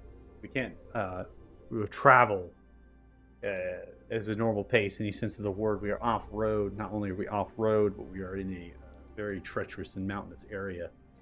The red rock blends with the different colors of stone, various places. Some of the rock is loose, falls through. And the aid of your ranger with the favorite terrain is really the only way you can get through this without incurring a plethora of checks. You're having to use your climber's kits at various places to hike down ravines of streams that feed on either side of the region as tributaries. The fast-moving rapids swept up would surely sweep you into dangerous conditions, most likely losing your life unless you're able to move other means of magic or miraculous strength. You also notice on your trek into the mountains that wildlife is abundant. You hear the howling of wolves and packs that move, and some of the trees are now from evergreen that cling from the frost thorn. They're beginning to transition over to an auburn or an orangish hue, which stands as a very stark similarity to the red rock and shares that orangish type Mars, like that iron oxide like vibe. And so the colors themselves are really blending together. And so the wildlife would actually stand out if they're kind of a coloration that is different than that. And so you come across maybe herds of sheeps, actually like mountain goats and things, as their rams are kind of bleeding, medium-sized to small-sized creatures, as they're kind of hurting themselves in this kind of lower area. You've yet to really ascend into the elevation to progress through the mountain, to bypass the fort. And now you set up your camp. So you're able to pitch a fire, you light, get yourselves together. You are not expecting any rain in the forecast, but you can hear in the distance as you set up your fire and you get your camp going, you can hear the sound of thunder that is beginning to roll itself through. And this is far off into the distance, and you can't see where it particularly is, but you can hear it eastward coming from the Ismar region. And that rolling is just constant. It's never really changing too much, and so it's just kind of a maybe it's a white noise in your sleep, perhaps. Set up your bedrolls. Is anybody keeping watch? Definitely. Oh yeah, Yeah. Teams, I would say. always teams of two. Alarm spells. And do I have time for Istriel's tattoo? I'd like to pop out a horse to help keep watch. Pop out a horse? To help keep watch, yes. Really? You're summoning the- a greater steed. Or a phantom. It's a phantom. On the side of a mountain range? What spell are you using? Or actually, no, I'll just do a dog. Might be better. Summon the mastiff. See it conjure and looks towards you. Master! You know the drill. What drill? Okay, keep watch. Stares at you, watching. They have an intelligence of 7. Have you learned nothing from your travails? Okay. No, I mean like patrol the area. Look to see if there's anything like that looks like it could be a threat to our group. Yes, master! Don't do anything without me telling you. Smelling the ground. Trolling around the camp, looking for signs and things that would catch attention.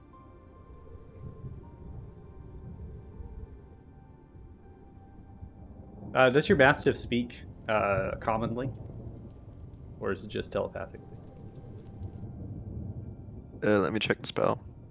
Oh, I'm gonna let you decide that, because technically it is an animal that you're conjuring, so you can allow it to speak outwardly or it's up to you, right? Oh, it's not. You're gonna let me say. I'm gonna let You're you gonna decide because it's a spirit that you're bringing forth into the form of a mastiff. It has intelligence, surely enough to be able to communicate in common. So I'm allowing you to choose if it would interact, and speak to the party. Okay, yeah, sure. You can make it talk if you want. You can make it talk. Okay, I'm just ask it. Gosh. No, I'm just saying. You can make it. Yeah, it can talk. It can talk. That's more fun. That's Okay. All good.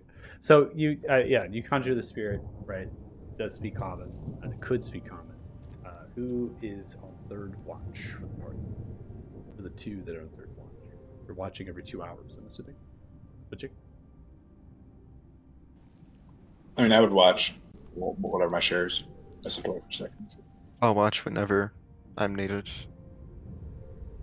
Does anybody have pairs in mind, or am I gonna make you all roll dice? I think Istriel and Joe would be on the same watch. Joe doing a tattoo. And Istriel has the weapon of warning. Okay. So Israel Joe, I'll have you then on the third watch then. Is that what you'd like, or would you like to be? Yeah, on let's the roll first with watch? it. Sure. Roll with it. Why not? Okay, we'll roll with it. So if we're interrupted, does that mean I don't finish the tattoo? You can do the tattoo. Is it a tattoo you've already crafted, or are you just placing on Istral, or are you crafting a new one? Crafting a oh crap, what is it called? Absorbing. Yeah, the tattoo of absorption. Okay. Which one? White one. A white one. Yes, that's force resistance, I believe. Interesting. Okay. Force resistance. Is that what the white one is? Yeah. Okay. Passively, with the tool, I think we already said you make it, right? Or it's very rare. Oh, this one's very rare. What do we rule? Let's see. 25 is the DC.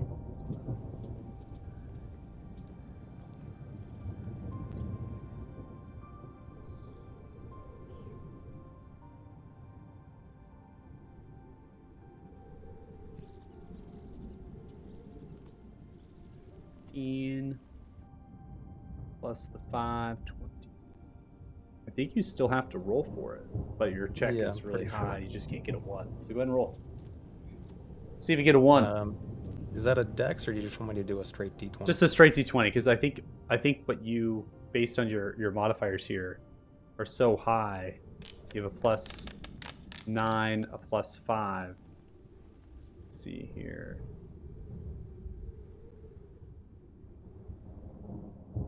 Yeah, so is it plus 14? Am I correct on that? I think so. Alright, so it's a plus 14. So your roll is a 4. It'll mean 18 total. The craft will fail. You're not quite high enough yet, I don't think.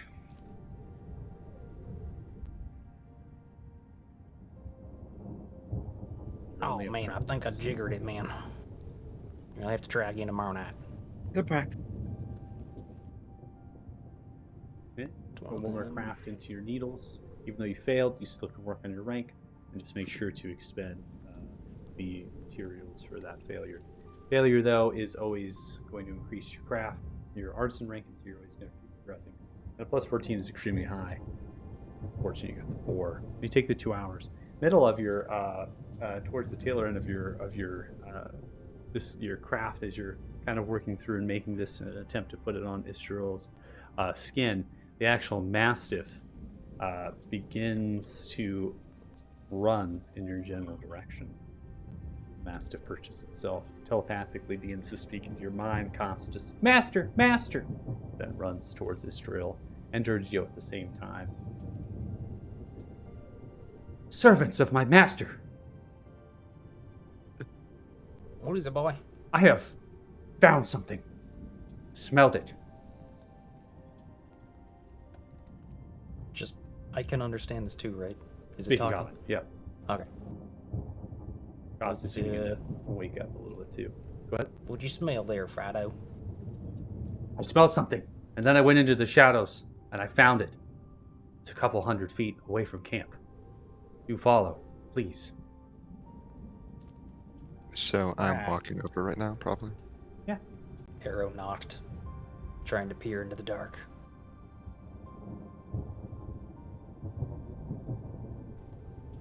Following silently. Master, are you coming? Yes, I'm also going to make a stealth check, too. Roll stealth.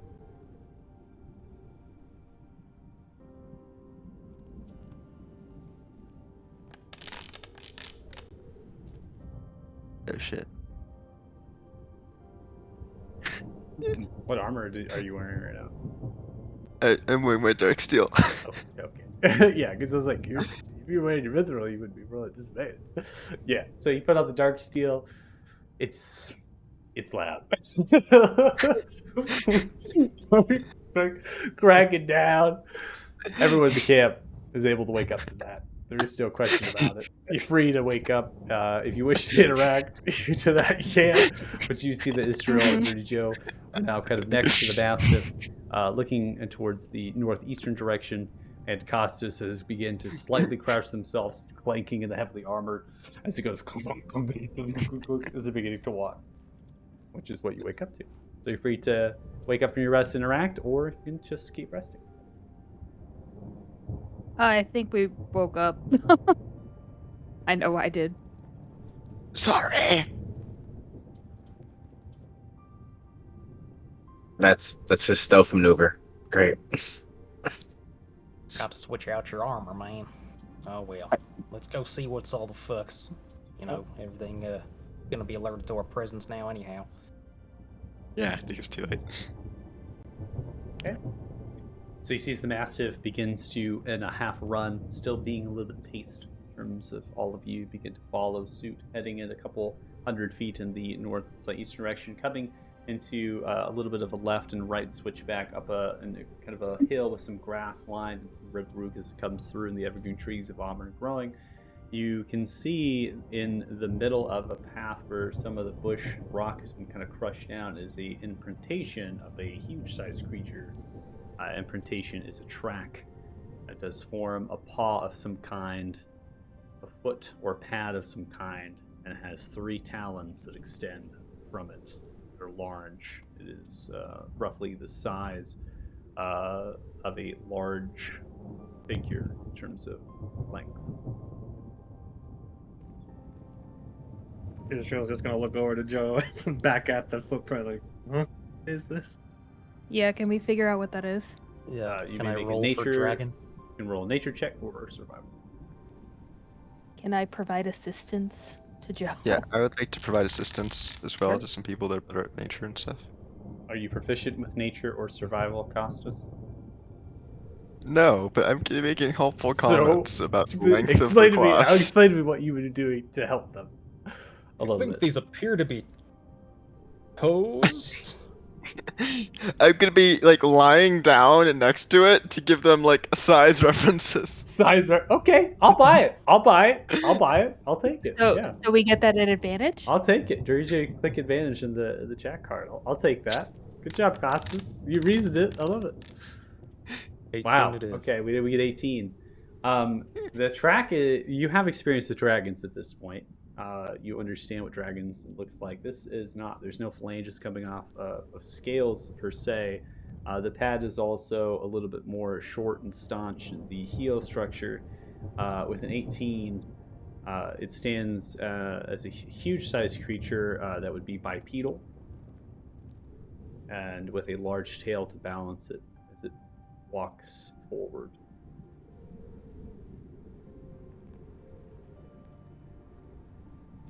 So, what we dealing with? This is, well, it's not a dragon.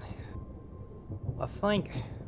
Big. Now, I never seen one before myself, but wasn't Reg at one point talking about dinosaurs or something like that? Big old fuck off giant lizards. Yeah, also the Crystal Desert is notorious for having dinosaurs, but we're pretty far north. Do these things not have territories that they could roam? Could migrate.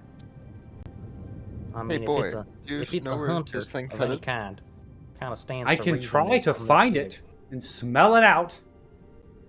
You don't need to find it. Just can you tell me the general direction like it went? Well, looks towards the track. Looks, track heads east. That boy. way. Fido, can you kind of tell with that magnificent nose of yours how long ago this thing passed through here?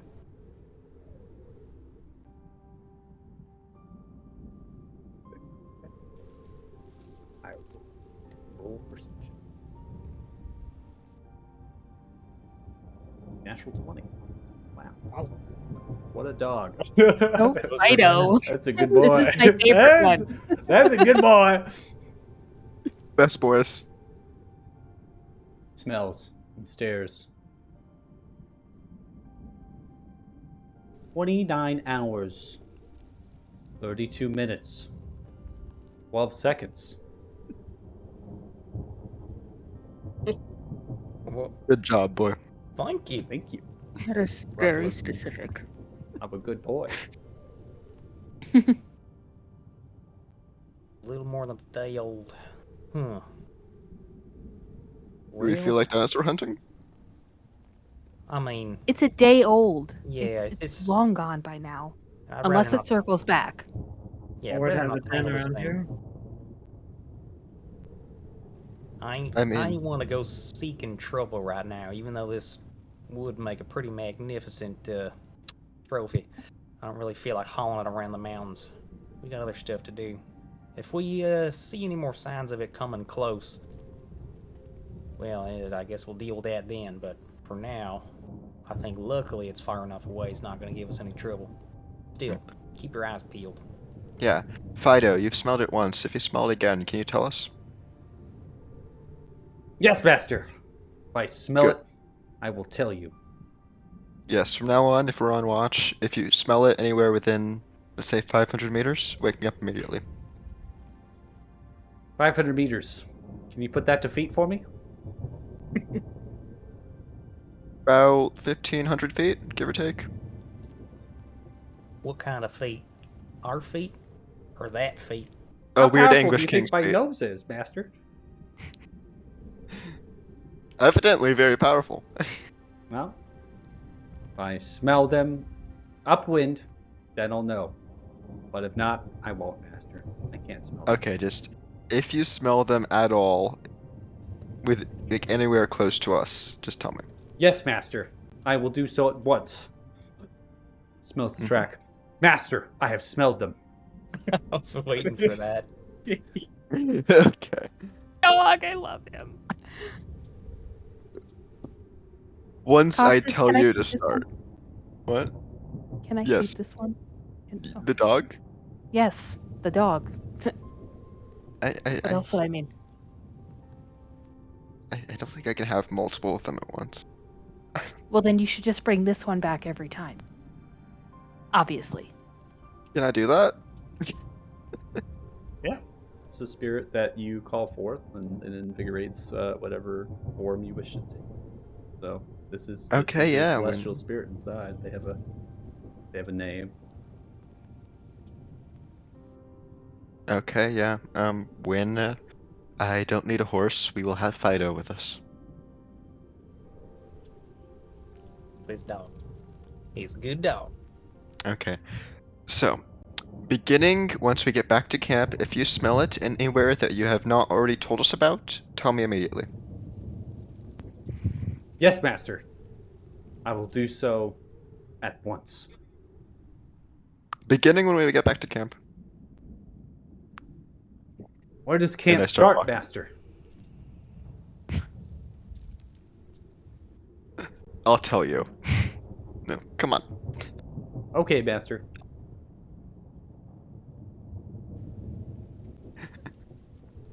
Coming to you next week on Costas Learns Basic Programming.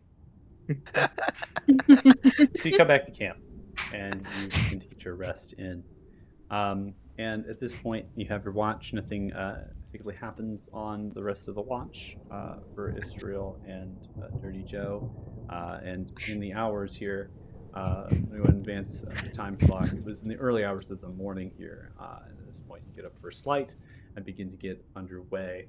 The rain is beginning to come down now from the storm that has been brewing, which the roaring thunder has yet to cease. It continues to move through, but the rain is light and not too particularly difficult to handle.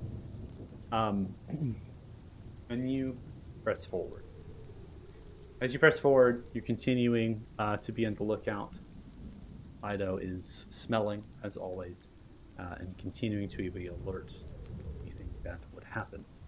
And as you're beginning to work on your travels today, we get to about the midday, roughly, and you can hear the sounds of creatures as they echo with their calls. And you're being mindful for one in particular, the roar of a dragon, perhaps, or roar of whatever creature you sighted in the track. And you don't hear either of those on travel. And you don't come across anything else in terms of tracks or of sightings of this creature on the remainder of your travels through the mountain. And you're able to continue forward unhindered.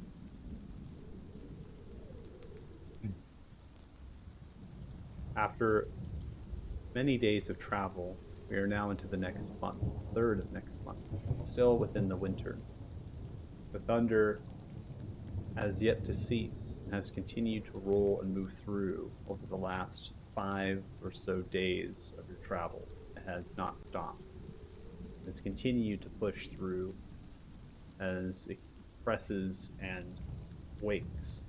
The rain has now progressed to a denser fall, and the wind has picked up more and more. The evergreen trees are tall here in this part as you're crossing and now over into the Ismar region. They're hulking, some of which reaching heights of 200 feet. Large claws have been dug into them from creatures sharpening them. These creatures would be in the realm of large to huge in terms of size. You also come across scat on your hunts sometimes. Dead carcasses of animals, medium to large. Even that of wolves, large wolves, that have been hunted and killed by other creatures. Predator animals in their outright, they had stood no chance of whoever hunted them. Fido, every once in a while, smells something for the last of the day, a couple hours into your travel. But it's not the same smell that they smelled before, and so they take a little bit moment just finding their perceptions and not saying it's what they smelled prior. Now as you stand, you begin to overlook the Ismar region. Ismar region is a massive, nomadic, treacherous place. There are rivers that you can observe that course their way through, forming 6-mile widths. Tributaries and streams flourish by the hundreds from the mountains as they push towards that, allowing that gorge to build as it sends itself into the sea. Even from this distance and with the overcast of rain, you can see them. That is how large they are. And the densities of the forests are the same in terms of sight. There are many miles in width, length, hundreds of feet in height. It is a place that feels so foreign compared to what you have experienced in the temperate region of the Gorn Valley that it stands out that this is to be some place that was changed by magic or the might of dragons over time. Maybe even something to do with the elementals long ago. This is just left as it changed. Foothills roll through. Some of those foothills reach just on the western side here, and they press up against the mountains. One of which is slightly larger, nestled, and upon that seems to be the billows of smoke from many different homes of a community, and a tower that's shaped as an L stands tall, 300 feet of solid brick stone. And that community sits on a plateau funneled with mills and streams, and even pushes a couple miles from where you're currently at into the mountains in sporadic homes and steads. You can see all of this as you look afar on the side of the mountain, ready to make your final descent and rappel into the region. Anything further or any smaller details are going to elude you from the overcast of the rainfall and of this distance of sight of the small objects in that overcast. The rolling thunder, you can see it. You actually can observe in the sky at times the crackle of the storm. Billows encompasses the entire region as it moves, pushing its way into the mountains, but then be dissolved, break apart. So as you embrace this new region, and you see shelter ahead of you, you're still in the morning. You'll reach this place, known onto the map as the Woody Tower, by roughly midday. This community. The road most likely leads from that community down to the main, which will take you through the region to the next place. And bear in mind, I have to make a note here, is that, as I had stated, this is nomadic. So what we had in the Gorn is we had homes and things aligning the road. Once you are on the road, traveling, there will not be shelter or homes. So these communities that are formed, they're coming together for a very particular reason. Their resources and to survive.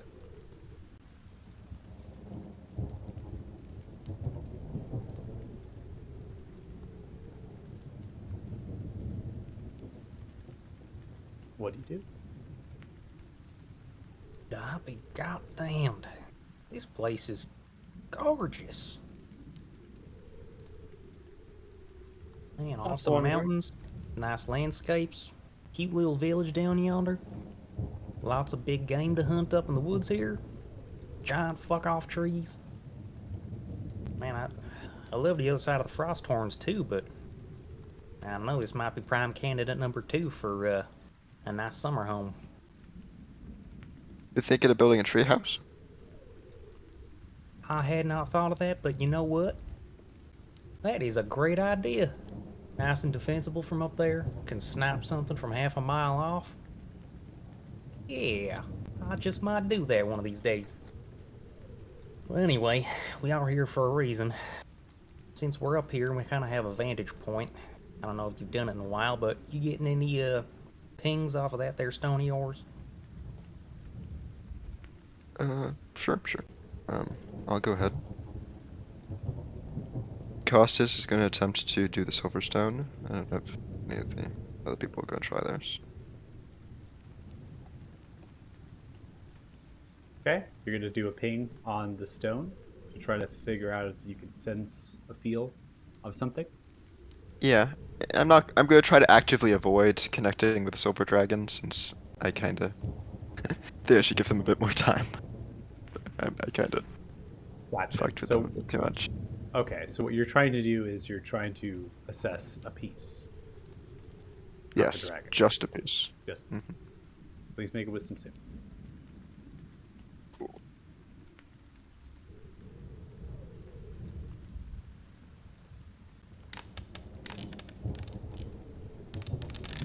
Oh, I rolled 2 on accident. Fuck. Just take the first one. I mean, they're both ridiculous.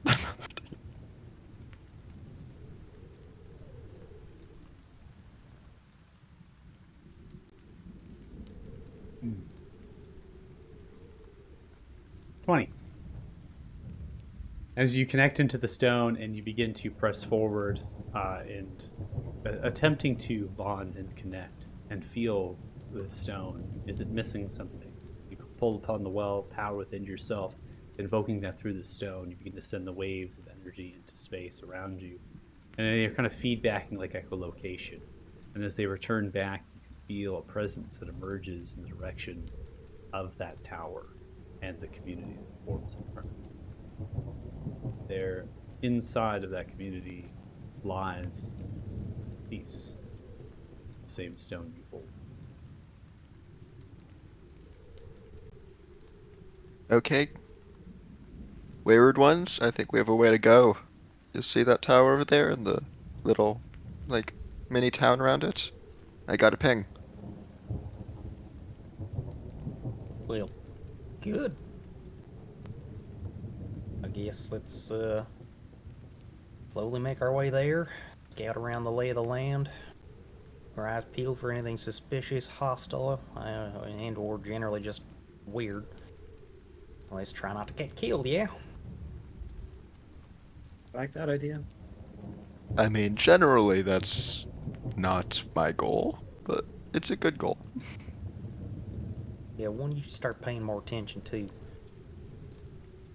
Maybe switch into your mithril armor. I imagine we're going to want to sneak around for the bad part of this, before we have to fight something if we must. Okay.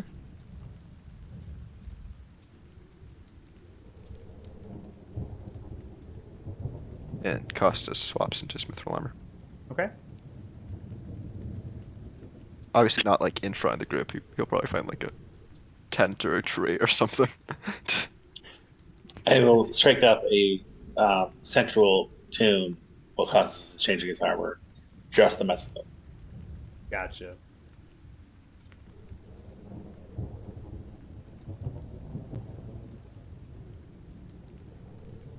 I'm just removing Costas some. has my, my Fido. Mm-hmm. I'm gonna send him a mental like message to tell him to start humping Felix's leg. Okay. See as Fido begins to trot over to you, Felix. Looks towards you. What's up, buddy? My master would like me to hump your leg.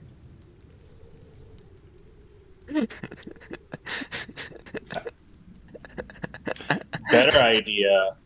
Why don't you just go bark at him obnoxiously while he's changing?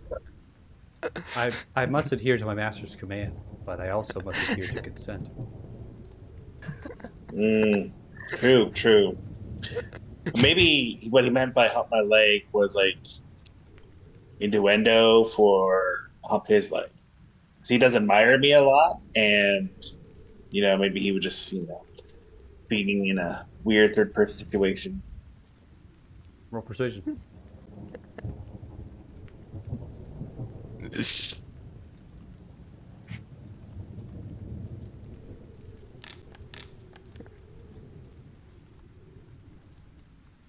God damn. You know what? That must be what my master thought. Fido comes running back towards you, Costas, as you're beginning to put upon your new don off and don on your new armor. Begins to motion towards your leg. Master, I shall hump you. No, Fido, go away. You tell it to go away. Yes, I tell it to fuck off. Where will I go, Master? Oh Go patrol the camp. There is no camp. We're traveling. Okay, go over there, and I'm just gonna like vaguely motion over by a rock. I've been a bad boy. Yes. Sorry, Master. Dare you?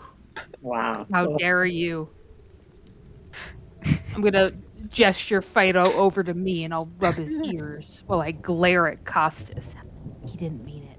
I don't mean that. I think you're a great boy. Are you sure? Yes, you are the best.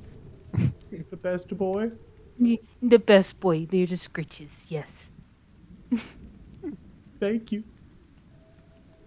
Master's mean sometimes. You don't have to listen to him. We all love you. He's just mean. You're right.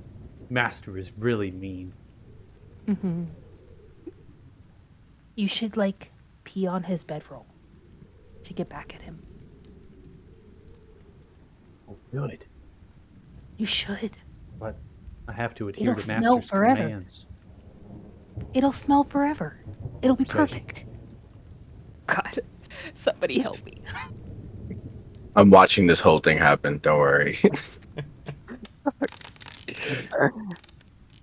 Help. I think that's pretty good, but sure, I'll help. Chrono shift. Get those That's- important rolls out of the way, huh? Yeah, this is what we're spending our Yeah. rest. Did you know Better. that? Yep. Okay, all right, we're not gonna have a long rest, so okay. 21. This is definitely what I wanted for it. I don't know if I should pee on him. You could, we've been traveling and he hasn't given you a bath. Right? No. You could just, show your affection for him by rolling all over his stuff. It's raining.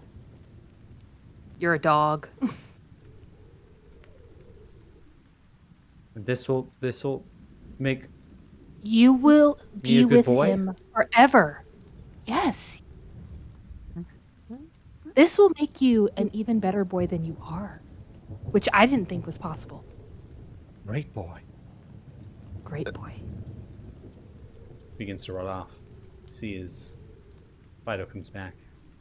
Begins to follow themselves onto your armor and clothes. Placed a nearby log, rolling all over it, smothering their body, licking it. Master, I am a great boy!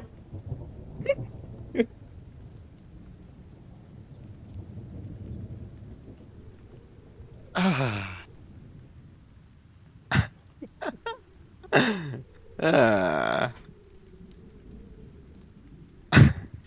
Thea is literally giving you the look of do anything, and I have several daggers.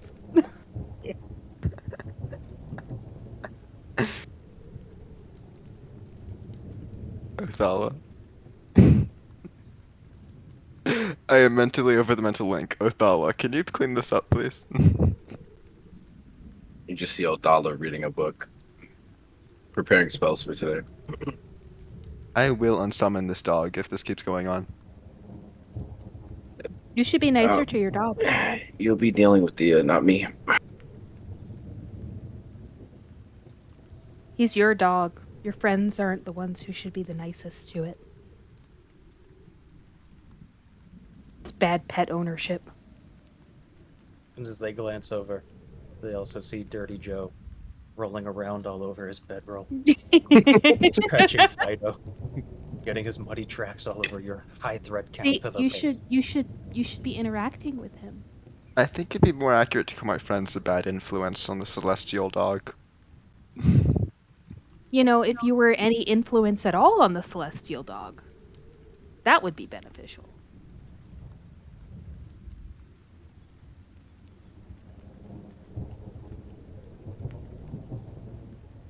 Where I come from, I am a great creature. He is. Oh, you're a great creature here too, buddy. I am a servant of a planetar. But Planetar, do you hear him? I am the goodest of boys. You are the goodest of boys. The bestest of the goodest of boys. I have wings and can fly around. Costas. Hey Fido, could you go like out of earshot for a second? I want to hear more about the Planetar though. Begins to walk with the head down. I've been a bad boy. No, you've been a fine boy. Just walk. Turns back and snaps towards you as you tell him to get out of your earshot. Fine boy. It's even worse. Mm. Walks away. Joe follows him. This isn't my fucking fault. Yeah, I like how Lucas is like cussing. Lucas is staring out the window. This is supposed to be my space of content. Everyone's taking it from me. I mean, it's a. Let me be very clear. You cannot tell a dog they're good. You cannot give a dog positive, like, praise when they do something that's negative. That's how you give them bad habits. But may what not did it do that was negative? It humped a leg. Because you told it to. Well, this is a leg I Costas? didn't tell it to. This is the wrong leg. The wrong leg. Wrong. Racist.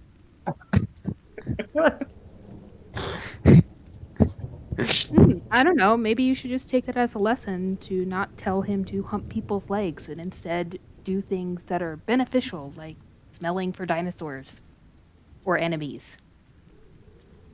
I mean, it's not like I have magic, okay? How the fuck else do I mess with Felix? You summoned a dog out of thin air and you don't call that magic? I mean, it's not like I have, like, very much magic that can't, like... A lot of my magic walks a very fine line between, like, outright attacking him and doing nothing at all besides helping him. This is the only magic I can really use that messes with him. You know what would mess with Felix even more, Costas? Mhm. If you didn't I- react to Felix messing with you. You see, the pacifist approach is taught in school. I never took up on it very well. Maybe know. you should try. You say that until, you know, I've tried it. You kind of slit the throat of my prisoner. Gloves are off right now. I never said I was a pacifist. Yeah, I'm just saying, like, you know. I'm just saying. Felix messes with you because you react to him messing with you. Over here giving away my secrets at the block.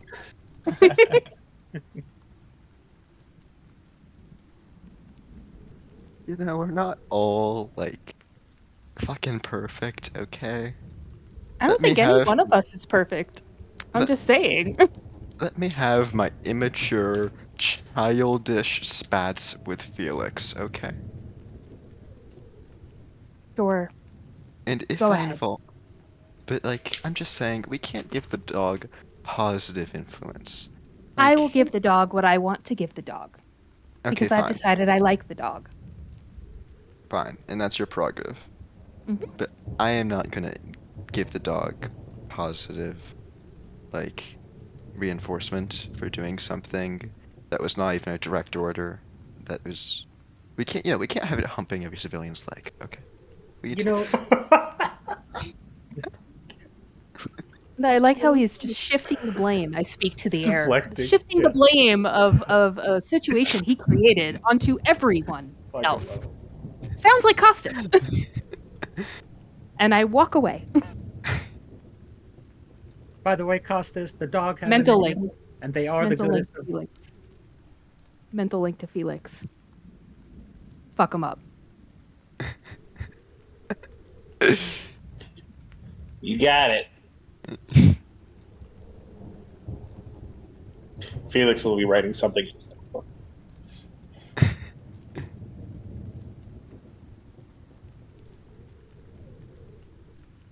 And Joe is playing fetch off in the woods with Fido.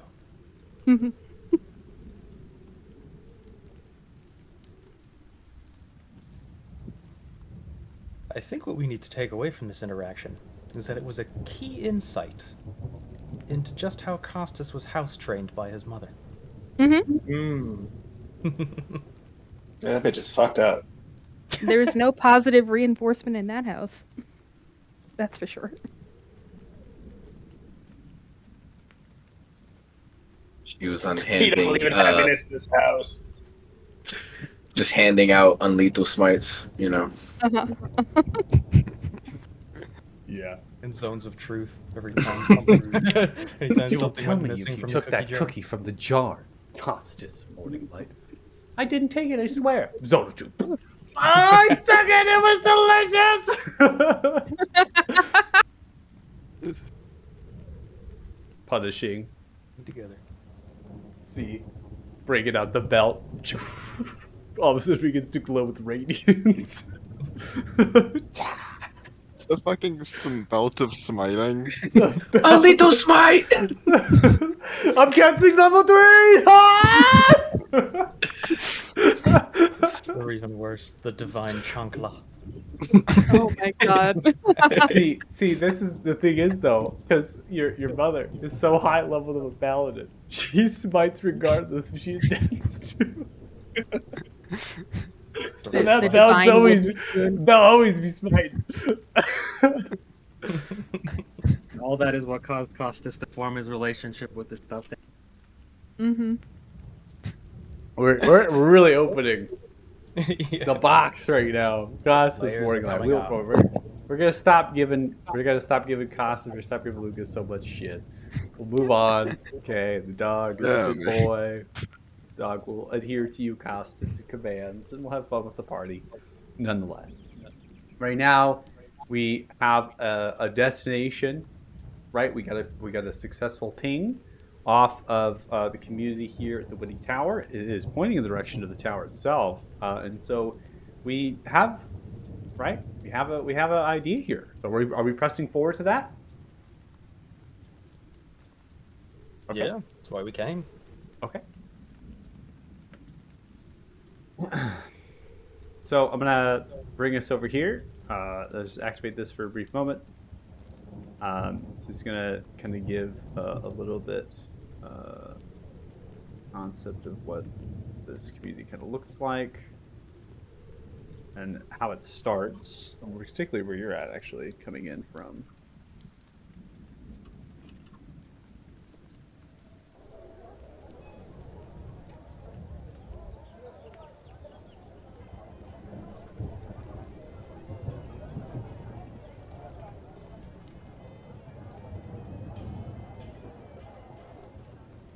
Okay.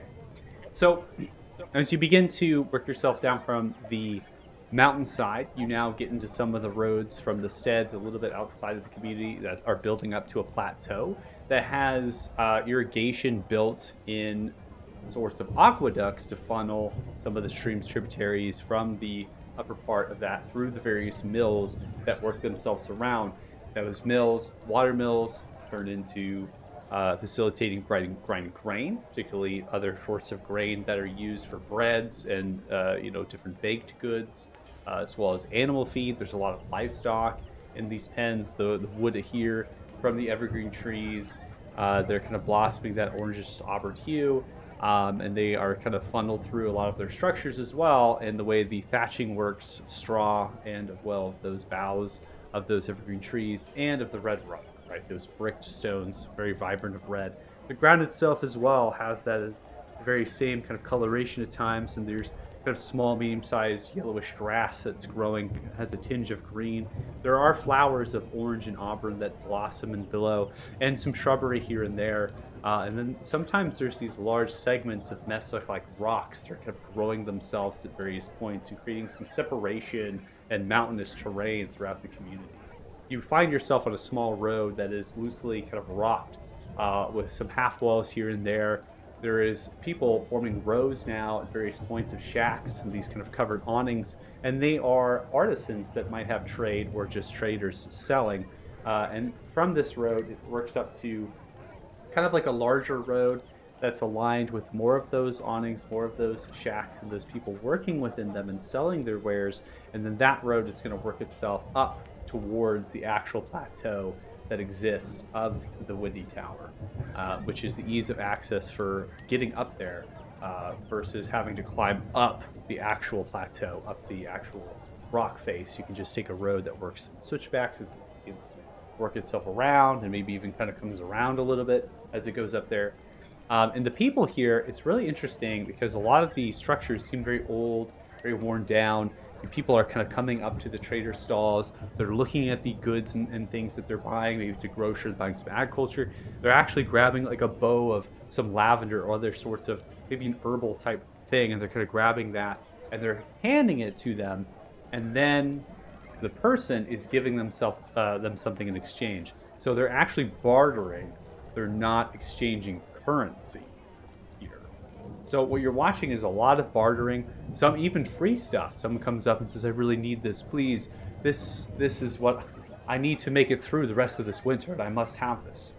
Oh, no worries, please, do not worry. Take this for your home, please. And then through some of the side roads, there's actual boards that are pitched and signpostings that actually say this way to the home of such and such, or this way to the house of such and such, or to the family of this. And they're actually putting their trade or what they do, right? So a cobbler or a blacksmith. And so they're kind of leading in that general direction. But the stalls are here for travelers or artisans that are on the road working and doing certain things. And that's going to funnel all the way back to the crossroads of where the main roads in the Gordon Pass fills. There's a lot of people. It's very dense. Even in a nomadic region such as this is the density of a lot of the population in that showcase and how they kind of group themselves together. Every so often, you see dwarvish soldiers.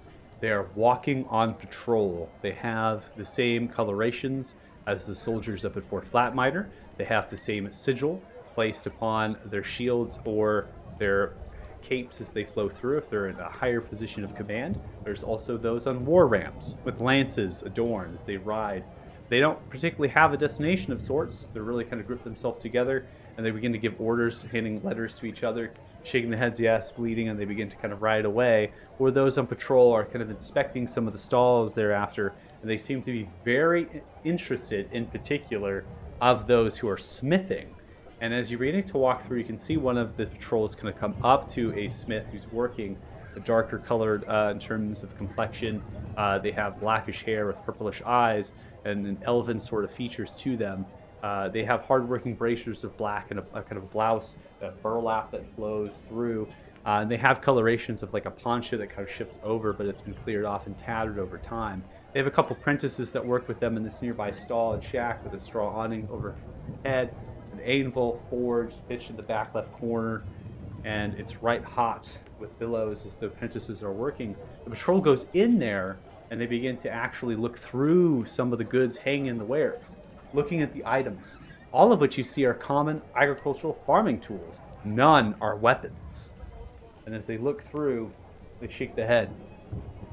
They look, and they begin to point in the general direction down the road where you all are headed. Then they take a side road up to one of the family houses. Not sure exactly what they're inspecting, but they do have interest there. So you continue, taking the sights and the sounds of this place, and you begin to head into the direction of the Windy Courtyard, which is where the tower is. This map is large. There's a lot of tokens on it. I did try to combine it the best that I could to reduce load size, so hopefully we'll are able to. If not, I'll have to remove some of the tokens.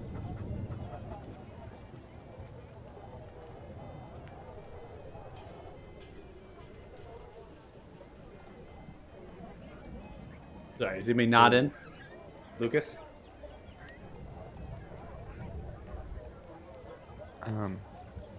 I think I'm good. Okay, you're good? You're on the map? Guys, should we, like, disguise ourselves, you think? I think some heavy cloaks would probably do. I mean, these are the same soldiers that accosted us earlier. They might have been told to look out for us. Israel, how do either of you have seeming?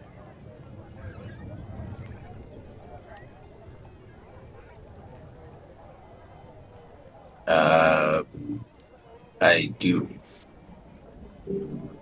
I could disguise all of us to be farmers.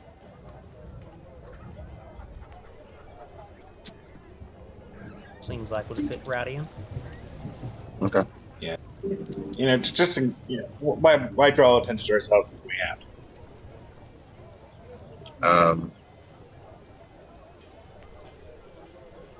All right, so I'll change everybody's appearance.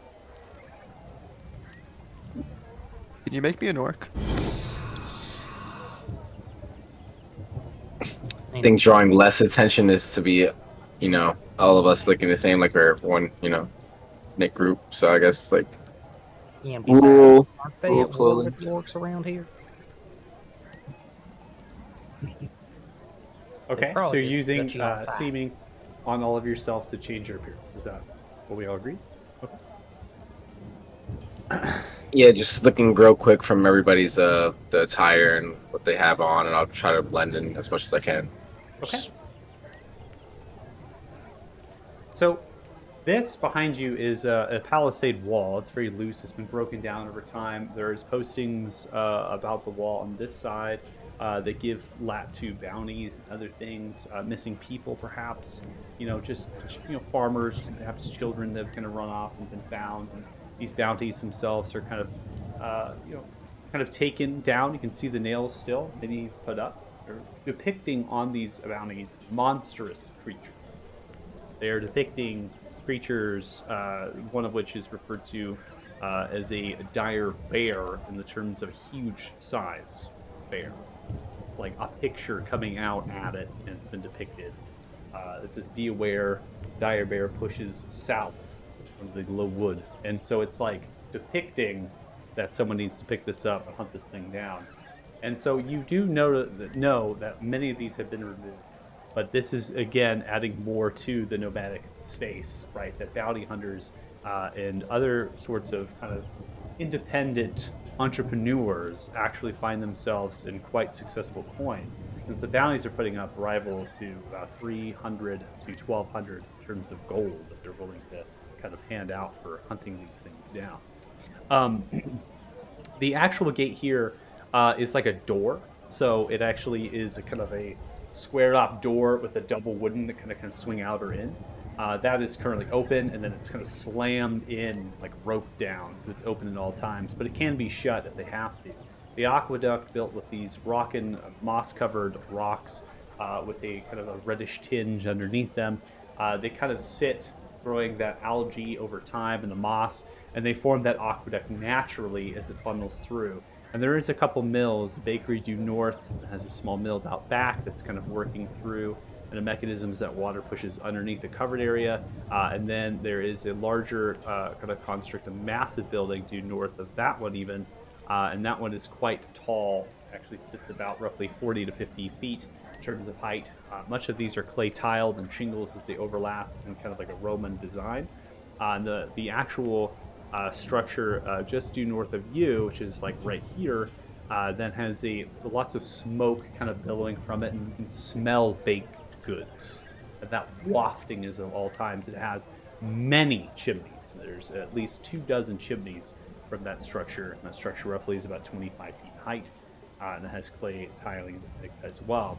You can see through some of the windows due west through the glazing. And remember, the windows, this map has been changed. You can be up close to windows to actually see through them. But you can see there is like lighting coming from there, and there's shadows moving inside. So there's occupants inside that building, but you can't quite see yet.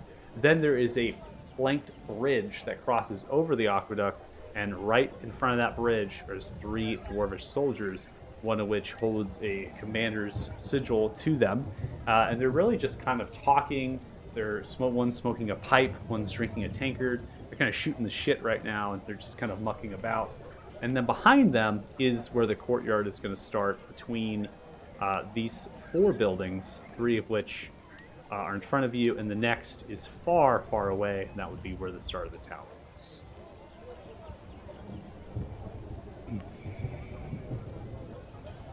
Okay, so the tower be all the way over here in terms of the map. This is one entrance into the tower, this is another, and this is another. It's a large L shape. It's with 3 entrances in. It's of solid brick stone.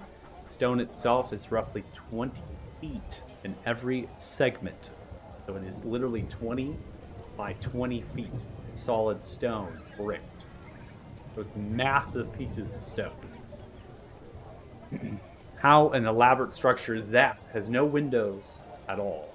And the rooftop that sits upon this tower is slightly recessed, it's crenuled, and there are spikes of stone coming up in like cone formations. How that was built is not something you all know. So, free to move around is unpaused. Any people to interact with here in the courtyard? Well, still. Well, fellow human farmers, just carry on.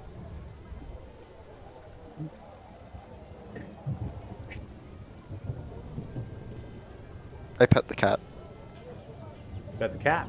Pass by. Dwarvish soldiers look towards you. Well met. Well met. Well, Looking at you, looking left and right. It's roughly midday, getting towards that. Wave. They turn away, talking to themselves.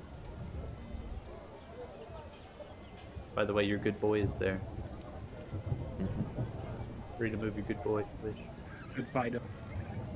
yeah, Fido's coming with. That dwarf on the war ram right here, is that one of them that we recognize? Yeah, seems to be one on a war ram, wearing plate armor, has a lance lowered down.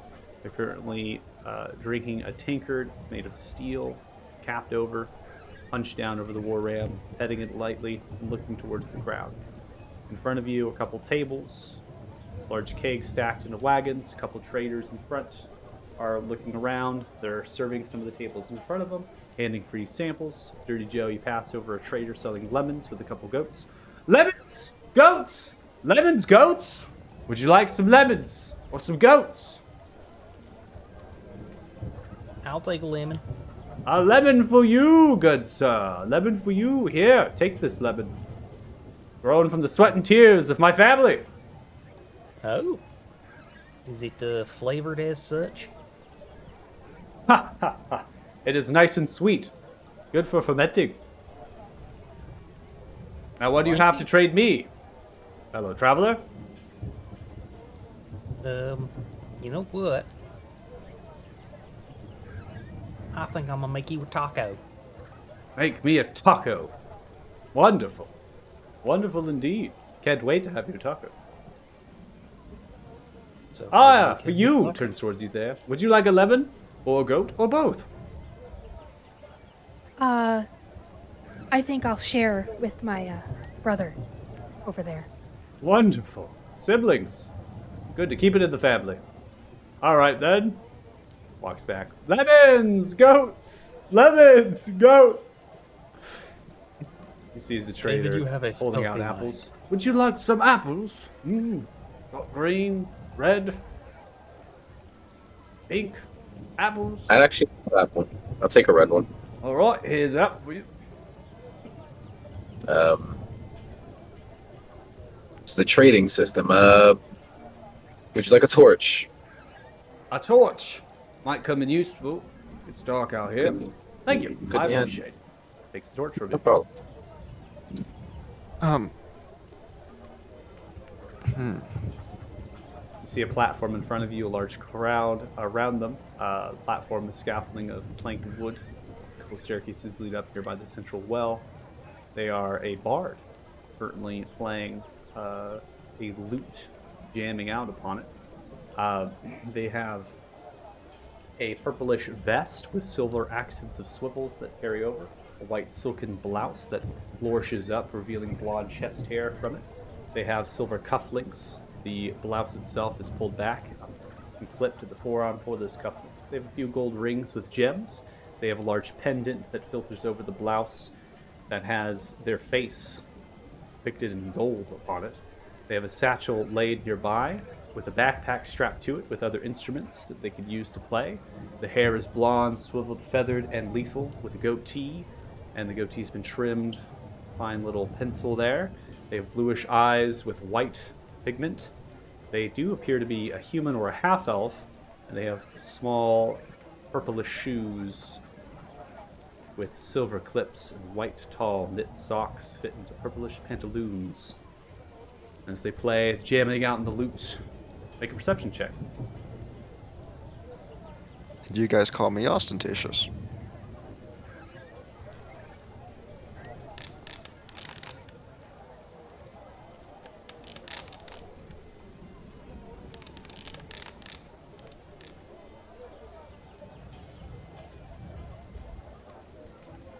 Costas, you with the 26 of the three who have rounded the corner so far to observe, you actually can see that the lute, the top of the lute, nearby the stem, that begins. Not too familiar with instruments. It's the. You gotta help me out, Mike. You play guitar, right? The headstock. Yeah, there you go. That's stuff. Yeah, I don't play, so I have no idea the parts of the guitar. Yeah, right there. Good. That's exactly it. Inlaid appears to be an odd and particularly interesting silver gemstone. Over the mental link, I think we might have a winner right here, up on stage. Now, these other structures that exist right by you, Felix, here, and they kind of wrap around, those are just covered areas with straw for livestock as well as stabling horses. And covered, maybe stashing a wagon, so it's just really stock supplies, barrels and crates and that sort of thing. Pretty Joe, you pass by another vendor selling carrots. Carrots! Carrots! Bundles of carrots. 1 carrot, 2 carrots. So this continues. This is just not going to stop. You hear the bard perform. As they continue to play, elegantly plucking the strings. This is one jam that I heard down a little river town known as Rivera. Oh, my mic's not gonna pick up me singing, just FYI, because they broadcast. I've actually tested it, so I'm not gonna sing. You're welcome for not A butchering likely the song. excuse. I think you should. You think I should think sing? you should get a Honestly, it music cuts it bot out in every here. time. You should record your singing and play it back to us as a Play YouTube it, video. play it back. Play it back to you. Yeah, send us links if you sing it. Sure. So, I won't sing because my mic won't pick it up. I've actually tested it, unfortunately. It's a downside of having a broadcast. So as they're performing their musical enterprise, they're actually they're actually singing of the Battle of the Barns in the grand amphitheater that sits in the humble and elvish river town of Rivera on the great lake of Alisar, and they're continuing to speak and sing of these ravishing, good-looking other bars. They had a battle and triumphant and champion, and they won 2nd place.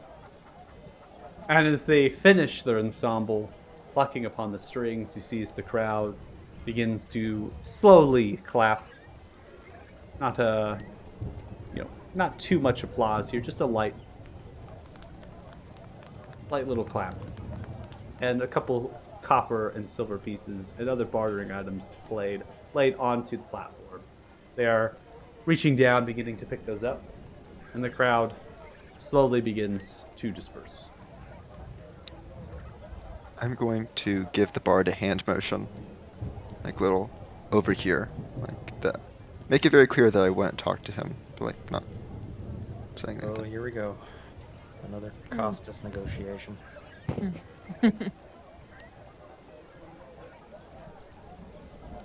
Bard swings You know, I the think you hair, guys are pretty hard on him, but sure.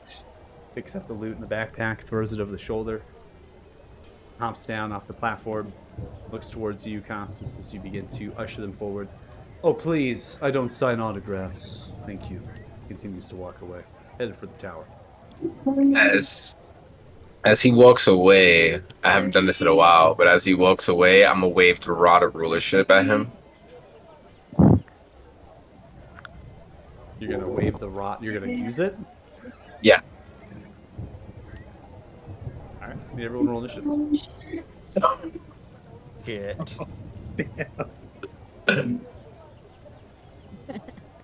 It'll be great. Are you gonna? You can retcon it, but it is if you didn't realize if you use the rod of rulership, you attempt to charm. That is technically a combat action. That is going to be taking something. If that person sees you, which they're walking by, and sees you. That's why I moved my character to the side. If Costas is Okay. walking and he's walking away, that's why I moved to the side. If I have to roll a stealth check, You want to stealthily surprise. yeah. your I didn't. That's why I stepped out of the way. He wouldn't see me. All right. I don't mind because I didn't think we would fight him. So Okay, I see what it is. Even We don't taking wanna initiative, we don't want to give him a we don't have to chance. fight. You know, we don't want to give him a chance. I see what it is. Okay. Can I So, stealthily cast Fireball into the crowd? yeah, I know, right? Okay, so if we didn't know, we played a long time. If you take any combat actions against an NPC or other character, right, we immediately go to initiative, even though they might be Yeah. surprised, they might not see you. So what I want from you right off the rip is a stealth check, since you're going to do this, and this is before we get into initiative.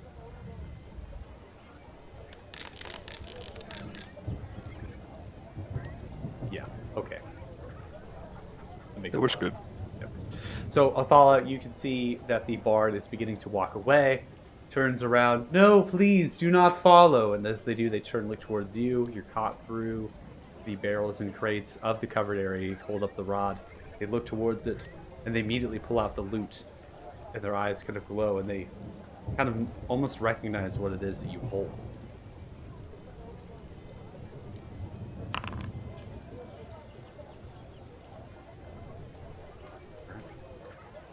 To point it Is out, everyone there's rolled a up? lot of weapons over Or for there those in who that want to next roll, crowd. I should say. You don't have to be part of the initiative order if you don't want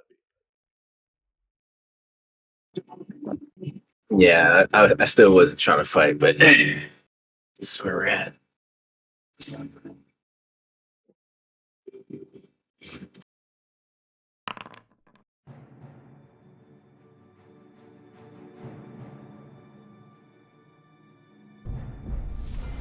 Start with the bar.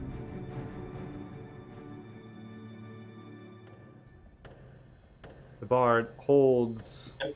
Are you meant not to see anybody else's initiative? You should not see the person's initiative that is the enemy. But you should see all of your initiatives. Yeah, I can only No, see mine I and can see infants. him. Yeah, him and me. That's all Yep. I see. Yep. Gotcha. Correct. Okay. Yeah, the initiative of them should not be on the board until it's their go around. So, but you all should see yourselves. I mean, I see basically- myself.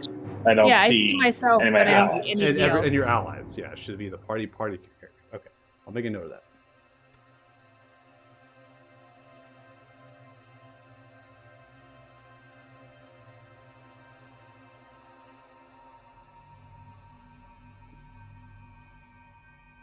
All right, so in the initiative order, then, since you can't see it, let me see if I can try to reveal it here. There might be a way I can force it to be. That just made you disappear.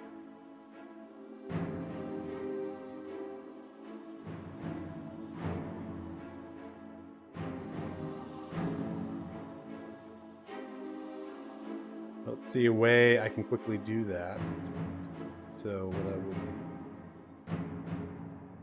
Let me see if I can cycle through and bring it back. Do they pop up now? Yeah, everybody's up for me now. Okay. Yep. I'll just take it around too. It's the easy solution. You can all see yourself. Okay. So initiative wise, this bard is actually tied with you, Athala. But they are higher decks, so they're actually going to go first. And as we start their turn, they're beginning to kind of back away roughly 10 feet. And they pull out the loot.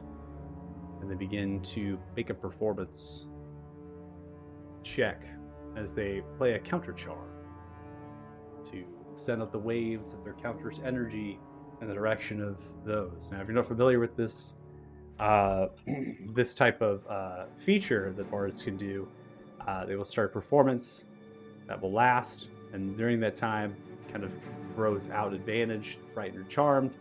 Now, it only lasts until the end of their turn, so you're kind of watching this and going, what, right? It's not going to really have an effect when it comes to you. And as they throw that performance out, they're kind of strumming on the tune, throwing the counter charm off, and they're also kind of backing up at the same time, going, oh, no, please, not today!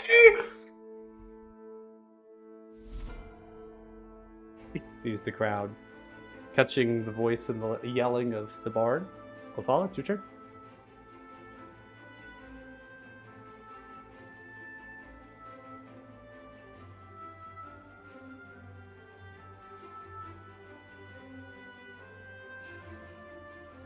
Are you here with us, Jay?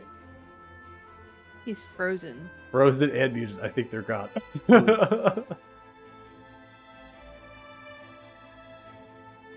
Wow. Well, they're the ones who started this whole getting the boodle off. Yeah, they start initiative okay. and bail. All right. Yep. Yeah, G, you're frozen. He's typing. No, this is like, you failed a big market now the whole time. Just read that. That's great. Internet crashed. Oh, no. Okay, let's see what they... I'm going to kick them from the game then, because they're still on. So, kick them from the world.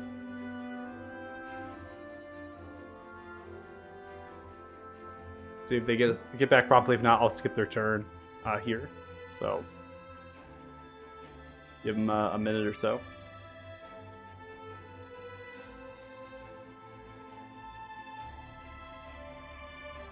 I might just if they're yeah. Well, I'll ask the part. We'll see. Oh, come on, Jay. You can do it. Type. He's typing.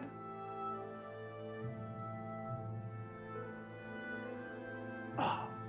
Okay. Well, we're gonna skip. They're not getting back to. Let me know when they send it. So for now, we'll just come through the turn, and we won't go to the bard's turn the next round. We'll just kind of see what everyone's doing. All right, Dan.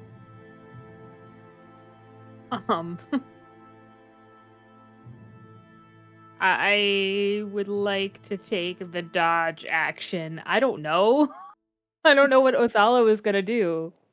Yeah, I know. It's really awkward right now. Yeah. So, like, the worst time, by the way, to crash. If Like, I knew what Othello the was worst gonna time. do, that would determine what I'm going to do. Yeah. Okay. All right. Well, what we want to do as a party then? Is everyone on the same boat? You're waiting for Othello to do something and then doing something? Oh, there you go. Right. I'll get into cover and cast invisibility.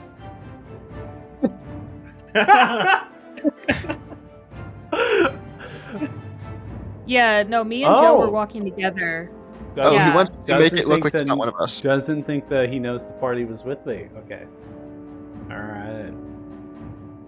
So Othello, Othello will run back here behind the wagon, and then they're going to throw on invisibility spell. Okay, that's easy enough. Wait, so does he Gosh. look like me? The question. Does he think that I'm with Othala though? Or is it just the rest of the party? Ooh. Focus Well, on me, you on beckoned him Costas. over. Yeah, you beckoned him over, and then Othello is next to you and began to throw out the rod. So, I'll say, based on what Othello did, so Othello is going to step through the, put the rod back. He's going to kind of funnel through some of the barrels, and then just kind of phases with the invisibility. He's out of sight. You can't see them anymore.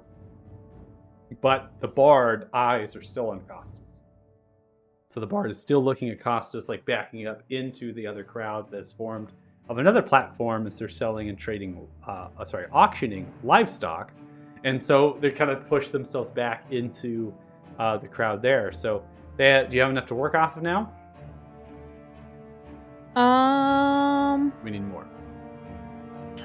No, I would say I saw Othello do that. I'm just going to act like I am still traversing this square with my brother, Okay. Joe. Okay. And like, oh, that's a weird thing happening. So maybe I'm like taking a couple steps up to like look.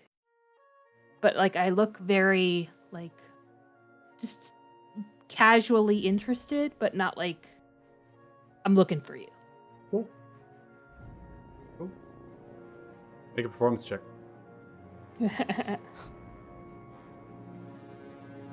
Performance. It's gonna be bad. Okay. Bad. Anything else in your turn? I don't know.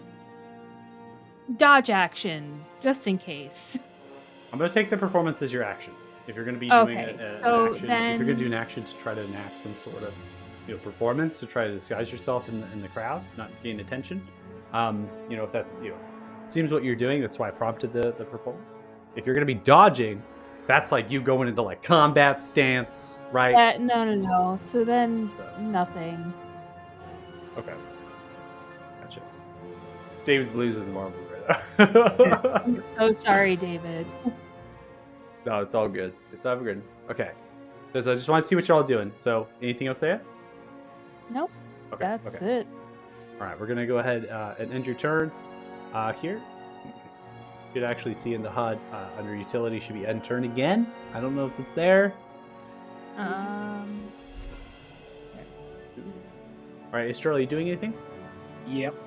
I think with Costas alerting us to the stone, Israel's no nonsense, so we're gonna try and cast telekinesis on the loot.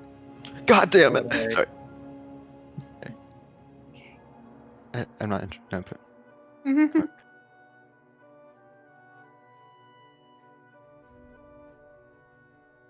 Oops, hello? Hello? Oh, did I not come in? The breakup? Oh, you're doing telekinesis of the loot. Yep. Are you sure about that? It's a combat hostile action. What do we say about when the I'm trying. I'm just saying your party is showing me that they're wanting to take a passive approach here. So if we need to take a moment, maybe OC to figure out what we're doing here. Is that what I'm feeling? I was trying to be passive, yeah. Okay. yeah. Fine. All I right, was let's just take a like- moment. Let's tee it up. Because Othello started this whole off. Let's just tee it up for a second. We don't need to go down the rabbit hole. Okay, so information that we have. Let's note it off. Information we have is that this bard was just performing on a platform in the middle of a courtyard of a nomadic community that's formed on a plateau of a giant tower.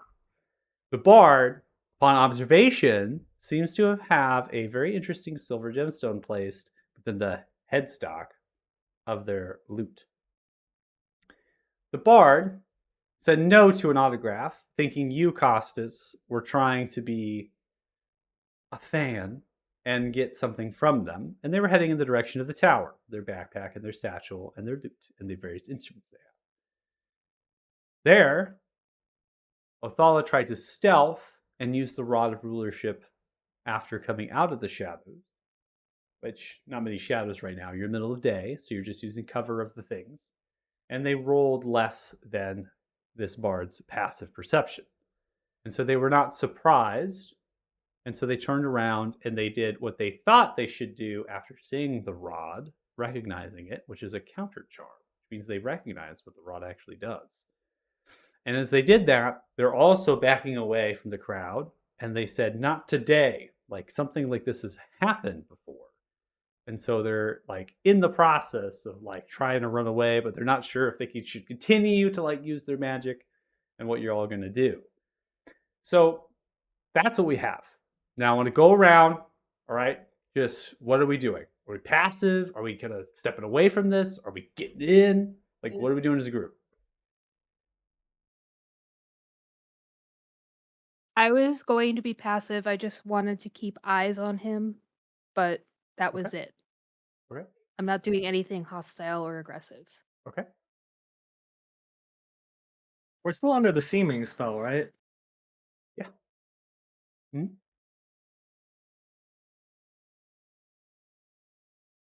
Mm. What does it look like the others are about to do? Can I tell?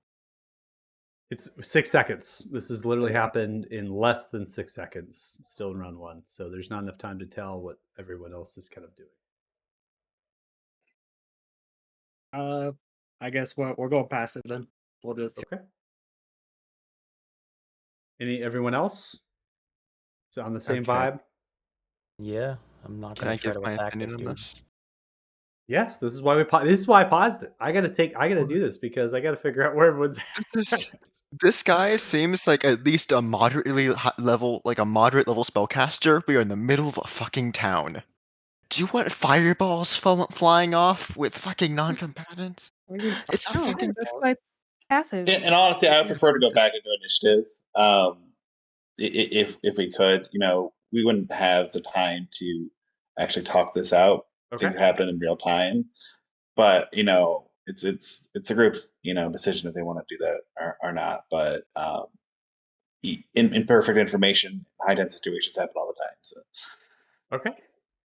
Plus, like, he hasn't shown us that he's at all hostile to us. He refused an autograph, and we're like, yes, mind control. Mind So control. David, I would agree. I would have kept this in initiative, but because Jay had crashed, I do want to take a moment because Jay was the one that started off, and I don't want to throw us into something where everyone's very confused. So, I want to make sure just make sure we're all on the right base going forward, and then we will continue initiative through. Okay. So just want to make sure, based on information, sounds like everyone's moving kind of passively approaching this after what Othala had done. And from there, with that in our heads, okay, all the information that we're in this town, right? The people, yeah, Bard. I don't want to mislead. I don't think Felix would try to be aggressive, but he does have a thing he wants to try to do, kind of, to try to move this along quickly without being overtly aggressive. But Taking passive approach is what I hear.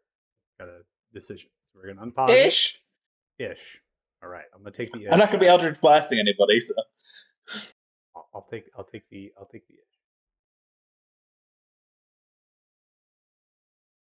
All right, so it's unpause, Istriel. It's still your turn. Let's say it's just the beginning of your turn. What are we doing? Is this guy looking towards Costas or towards where Othala jumped into a bush? Costas. Val has made away and then got out of a line of sight, and they immediately snap their eyes in the direction of Costas.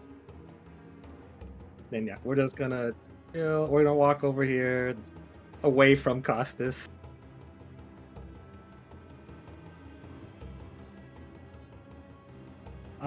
And yeah, that's it. We'll take like another. No, not a dodge action. We don't want a chill action. Chill action. There you go. Shoot the Blend in with the crowd. Talking with the green dragonborn and the tiefling. Okay, so it's good. All right. So under utility, you should see end turn. If I could end your turn too as well. Yep. All right, Costas, the eyes of the bard are on you. Costas is gonna like raise his hand, like he's gonna show his palms to the bard and like raise them, not like full like straight above his head, but like he's clearly showing no weapons, nothing like that. He's gonna walk about 5 steps forward. I'm going to use my channel divinity for emissary of peace, which I think that's actually here now. Although I don't know. Yeah, there it is. Okay, so using And that as a then- bonus action. Okay. I would like to use my action to do a persuasion check to try and diffuse the situation. Specifically saying, okay, that's that cooler heads prevail. This is an issue that can be solved with negotiation and coin, so let's solve it that way and not start a fight in the middle of a town, and while I'm saying that, he is going to clearly be yelling in the general direction Athala turned invisible. Okay, I'll take it. A little bit longer than a sentence. Go make a persuasion check. Skills.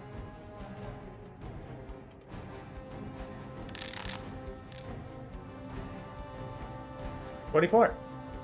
Okay. Anything else? That'll be end turn, All right. which I forgot how to do with your On others. the HUD, you should see utility and then enter. Should do your job.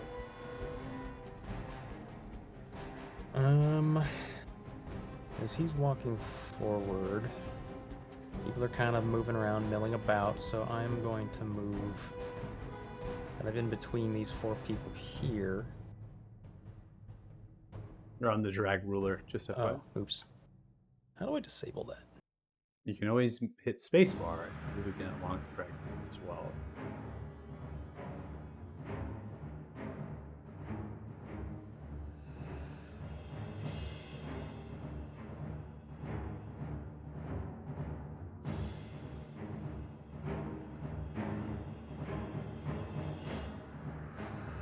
How do I disable that? It's not letting me deselect it. You can't deselect it at all. No? Okay.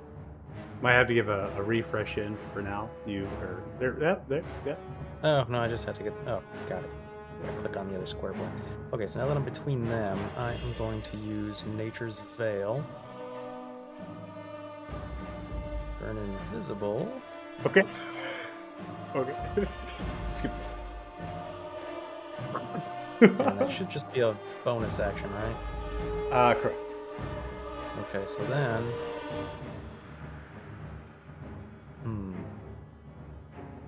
As we're kind of going around here, there's an auction going on, right? So people are kind of shouting and hollering off in the distance. Yeah, there's a Popping lot of noise. noise. This is there's Okay. a lot of people yelling and this is just So in that even case, though I'm going... even though the bard was like yelling and things, it's not really catching too much. I'm going to dash. Go... So that was it's like 15 feet there. I'm gonna try to just sneak right past the guy, kind of over here by this alley, just in case like he books it. I want to be able to be in a position where I know where he's going and possibly follow him. Okay.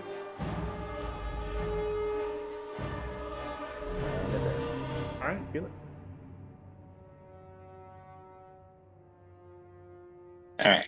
So I am going to walk to about here and have my hands up. Now, first, it's bonus action to use a unsettling words to this individual. And then I'll say, hey, fellas, no need for violence. Why don't you both just drop it? And I will use the command spell, if my hand's already up, targeting this bard to drop. Okay. Go and throw out the unsettling words. And then go ahead and use your command spell.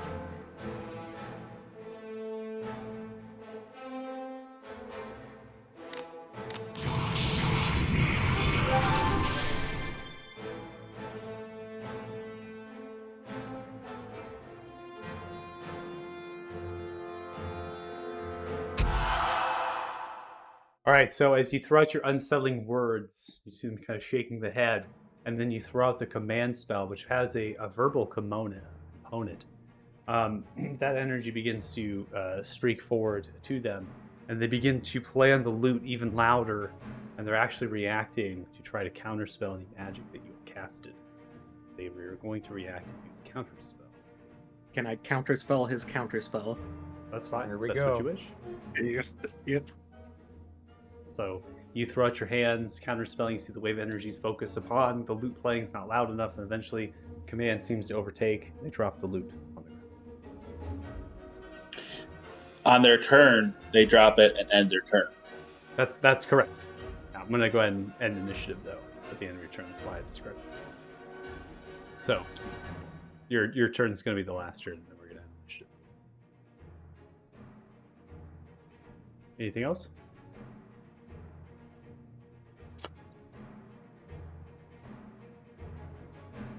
No, that's my whole turn. Okay. Forgot to twirl your mustache deviously.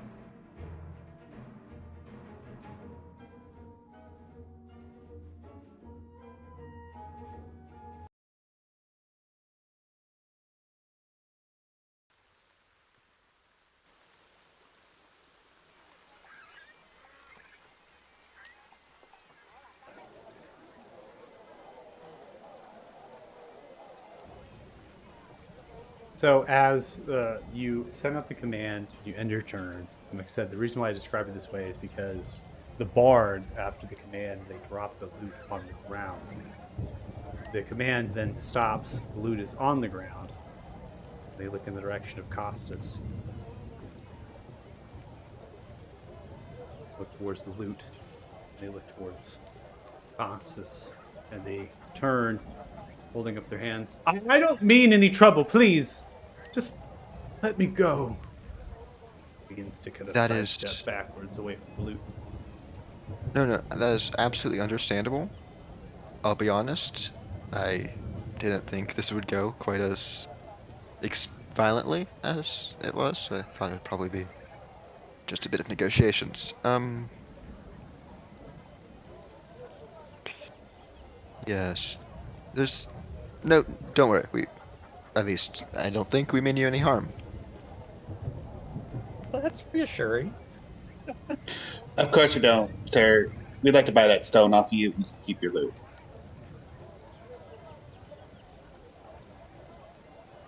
Want to buy my stone? The one on the top part of your instrument. You mean the headstone? Yes, the silver one.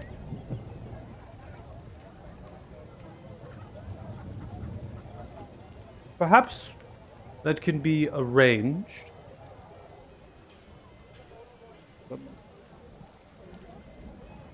How much coin are we talking?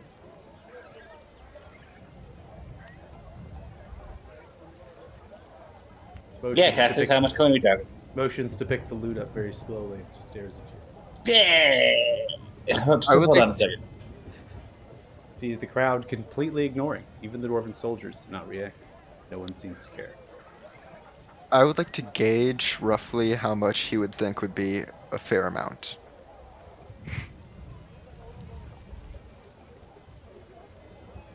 That is, I cannot. I mean, roll insight.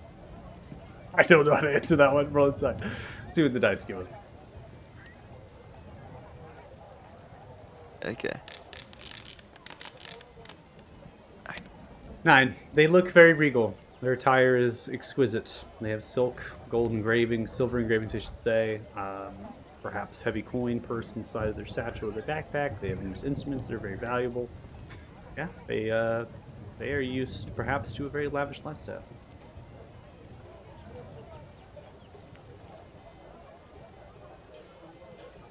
Over the mental link, I'll say, should we start with 1,000? I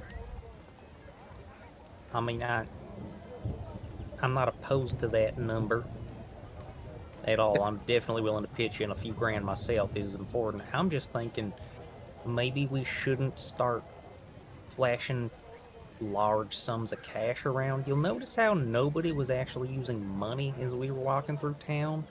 I don't Yeah, let's really bring know this what somewhere the else. situation is around here. Like, maybe we get jumped. Maybe all these dwarves think like, hey, they need to start collecting taxes around here. Some got away from them.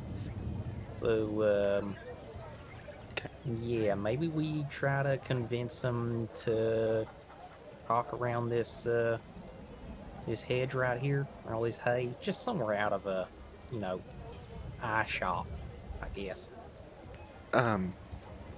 Such negotiations are not done in public. I'd Neither did rather. Cassis, just trade him something. You have like 4 sets of armor. Fine. Would some plate armor be a valid trade? Are you? Excuse me? Does it look like that god-awful armor adorns this beautiful body? No. No, sir, it does not. Does not sound like a fair Well- trade at all. I'll be frank, I'd rather not be flashing gold in such a public place. If you want to go somewhere else, we can talk turkey. Do you think anyone here cares? Look around you. That is an interesting thing. Why is nobody reacting to what just happened? Yeah, why? Why does no one Listen, care? there is no guard here. No town watch. Much of that has been removed. Great. I suppose I could reach us for one of the adventurers. Turns and looks, one holding an axe, stud leather armor upon the body. Many different leathers of different animals across, looking towards that beautiful goat as perhaps a nice meal. Mr. Whisper, roll perception.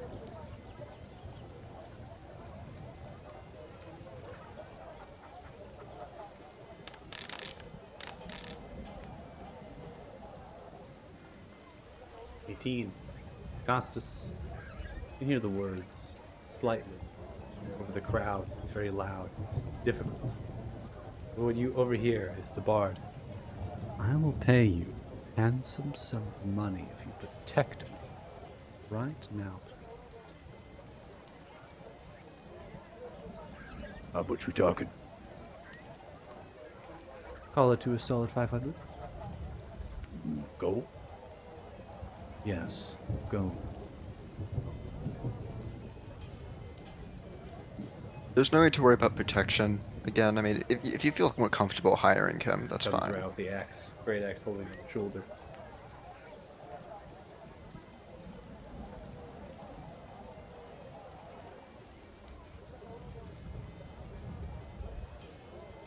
Does hiring this adventurer make you feel more comfortable going to a separate, more isolated location? Or do you still want to negotiate? I'm not gonna go anywhere with you alone. Just Okay. name your price. Oh my gosh. Fine, I'll name my price for this beloved stone that's been so near and dear to my heart. Costas rolls his You eyes. can't bullshit a bullshitter. Get on with it. I am not bullshitting a bullshitter. This was a dear token of affection from one of my finest groupies down in Melandar. Laid in the humble palace of Mirren. This one in particular, Just fucking give a number. very regal in the private privy.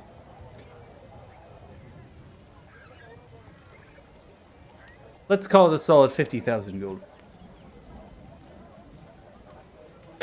Okay, that's fine.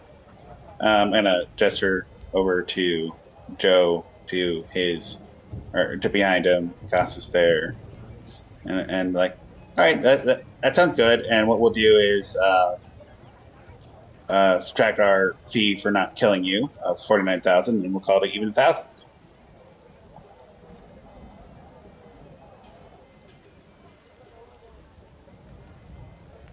You said don't bullshit the bull. What? No! Look, if you're gonna put out unreasonable demands here, you know, I'd rather just kill you. But if you want to have an honest transaction, that's good. We can Over the change the mental voice. link, My name, let me just tell you. My name is Baxter Silver. Alright?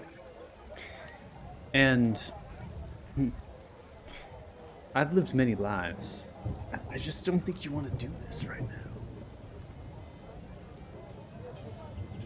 over the mental income, she'll gonna let the party know just to give her a moment, and then she'll have 50,000. And she's gonna kind of like duck behind some people and use a creation to create 50,000 gold pieces inside of the chest. I would like to see if I recognize this guy's name. Roll history.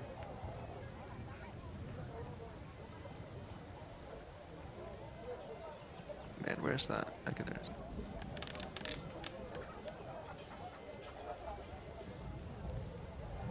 Baxter Silverton. Not a name you've ever heard of. Okay.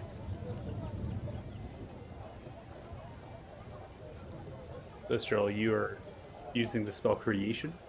Yes. Very powerful spell. You are using this. The great precious. It only lasts an hour. We don't need to stay here. Yeah. Let's see. Making a 50,000 gold pieces worth of precious metal.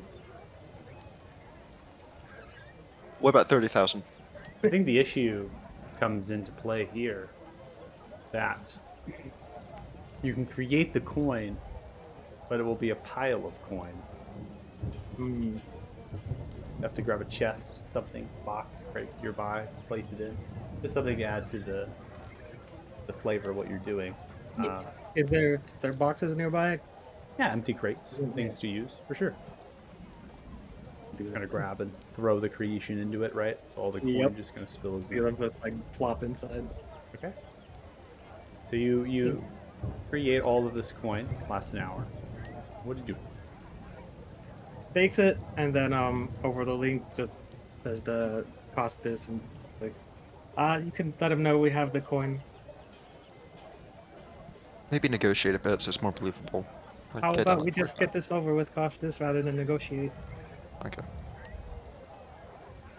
So while you're doing this, my Discord is silent, so I don't really see the messages. But Jay, you messaged me privately, not on the general chat. It's cool. If Israel would have messaged that over the mental link, I would have just stopped what I was doing. Stop what you're doing. Okay, just want to clarify. So I just saw it. Sorry. Yeah, it's cool. You're just kind of watching, observing, waiting. Anything else? No, I'll just be there, invisible. Okay. Jump low profile. Okay. So Israel, you grab the crate, begin to drag it over. You see a lot of people now looking in the direction of that large crate coin. One of which is the one in the war ram. Rothos begins to ride over. Meh! Looks down as you're carrying the crate. Halt! There! What are you doing? Oh, I was just delivering that individual's gold. The other knight Points turns to the bard. around, steps forward over.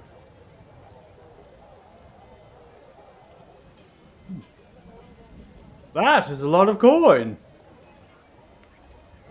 How peculiar. They hold the hand upon a long sword along the side, looking down upon the crate. War ram bleats. Rothos looks down.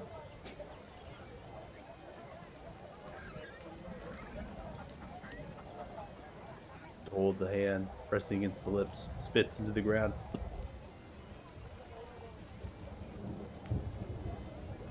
You'll be knowing we'll be taking a liking to some of that coin. Commandeering it. As good as the Clan Gilgal.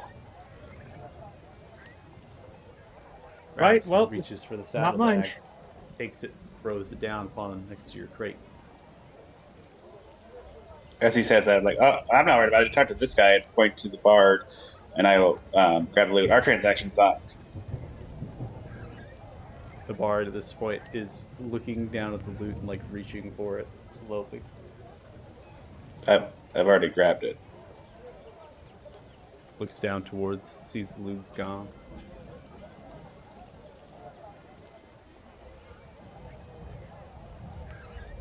Slowly begins to Yep, walk out. have a good day.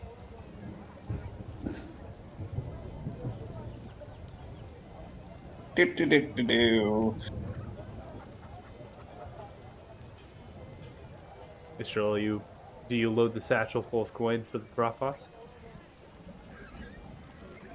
Do they have like this expecting look as if to? They took a Load it. satchel off of the side of their mount, their saddle, and they threw it down near the crates, and they looked towards you, simply said, "Generous are you, ye?" They chuckled.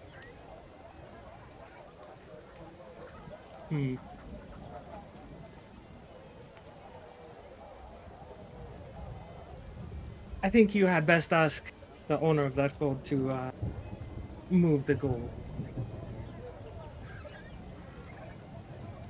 Baxter's slowly walking away.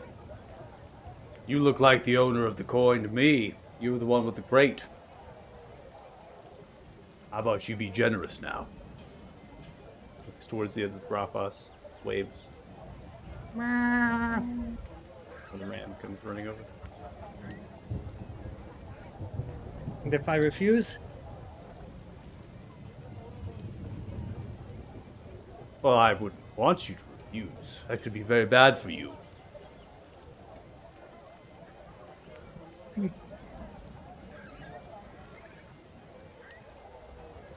well,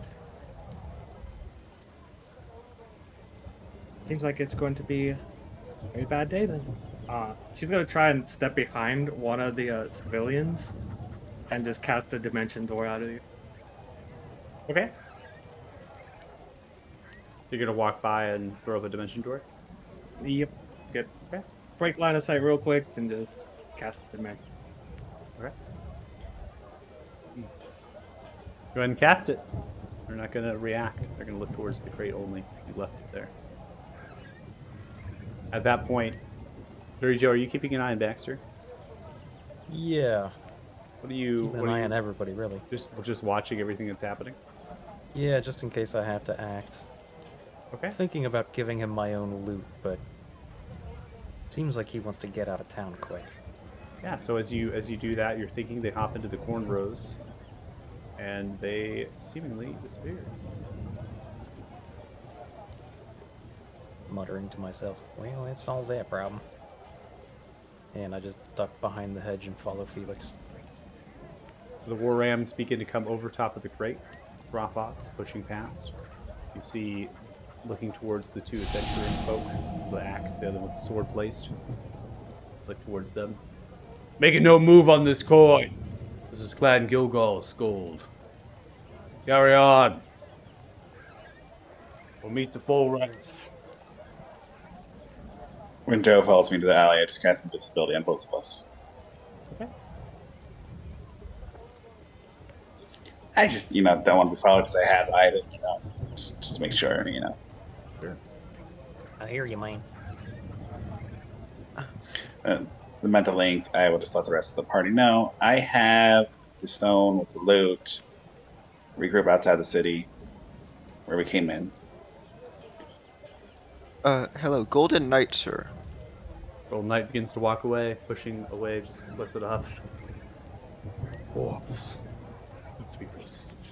These dwarfs. You motion to them, they turn around, look towards you. What be it? I'm just curious, why do you wear golden armor? Because I follow true with. Up towards the war ram. Shifts herself in the armor. I follow through with what I intend to do. Protector of these people. So it's a symbolic choice. Of course. Symbolic. Are you a friend?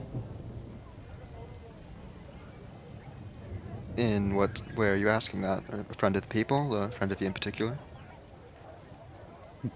Friend of the people. Are you a friend of the people? I suppose you could say that. Wonderful. The hand towards your chest. Gauntlet of gold. Like. Sanctuary you will find in House Krugen. Wow, that is the first time I've seen that. Jesus. Whoa. That was crazy. That was pretty good. You will find Sanctuary in House Krugen. Turns around. Back to the auction. The other adventurer looked back for the person that they were told they would earn some coin from. Kicks a large rock. Bonk!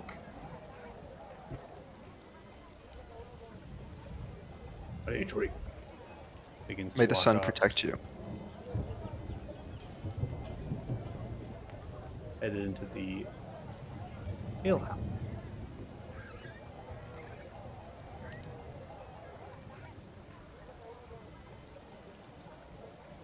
As you say that, Costas, sun protect you.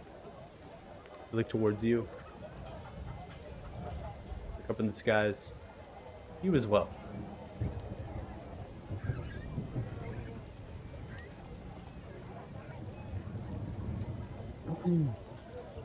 So, Felix, you're moving out. Costas there, grouping up.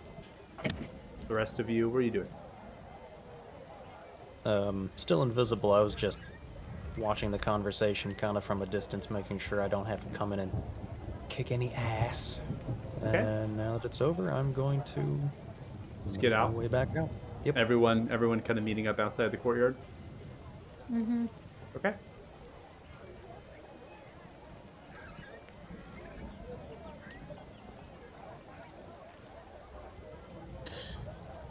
All right. Well, I have the stone. This lyre. I don't know if the lyre's any good, but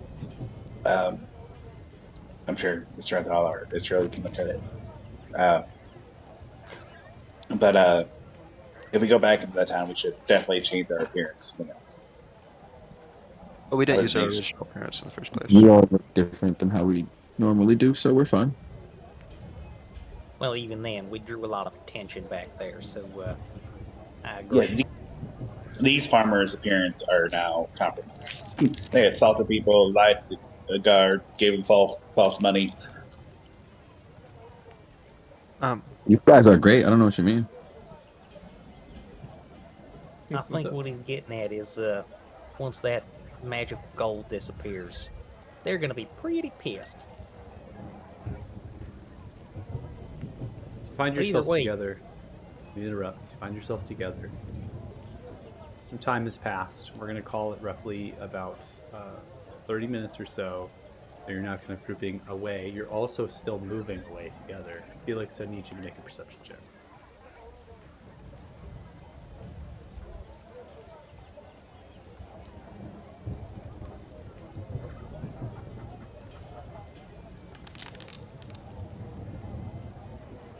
Ben, where do you currently have the silver stone placed?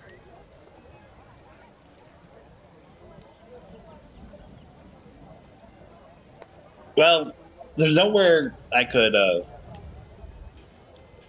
keep it. You know, I don't have like a bag big enough, so I'd be holding it in my hands. The lyre, I haven't removed it. So. Okay. You haven't removed the stone. The lyre's still, the loot's still there, right? So as you're holding the loot, and with your perception of Chen, as you're making way, you actually pick up the loot in the midst of your conversation, and you observe that the silver stone is no longer there.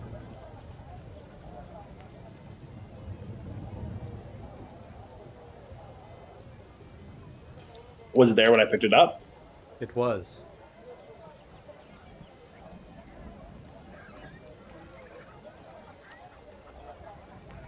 And it was there when you carried it outside the courtyard as well.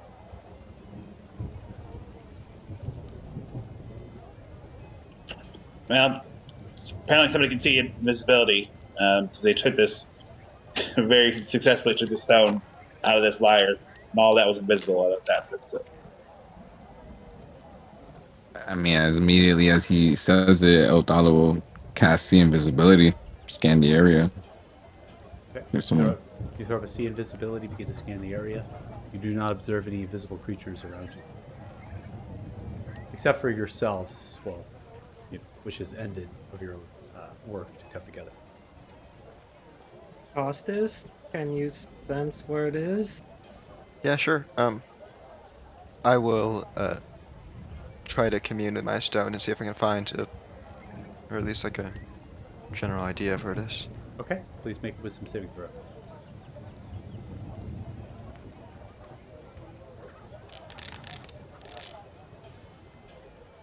That's 3. Plus 3, 21.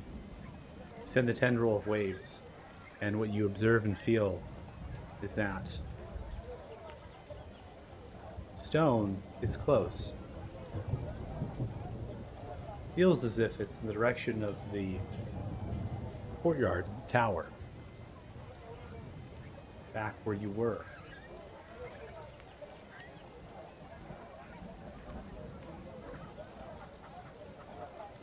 Okay, it's back in that courtyard. At least feels that way. Might be a, it's not pinpoint. So we done been bamboozled. Yeah. Have you ever had instances of your own stones disappearing all of a sudden? Nope. This is a first. Could he have given us a fake stone? Like, could he have swapped? Could he have stolen it and put illusion in the loot? Doubt it. I mean, we saw the guy. Well, I saw the guy disappear as you guys were talking to those doors. This guy might be, well, some kind of very powerful spellcaster. Or, here's a thought, that could have been the dragon himself. I know he likes to shape change into mortal types. Maybe he's messing with us. I got a question for you, Michael. DM. There was a time where I believe one of us threw our stone, and when we threw it, it returned back into our hand or into our pocket or something. That is absolutely correct. Abdallah, we reward you inspiration for remembering that. Oh, nice. Do you remember? Do you remember why that was? Was it because that's due to our connection of us being chosen? Is that something I had to do with it? If correctly. Not exactly. What did the old one say? Jeffrey.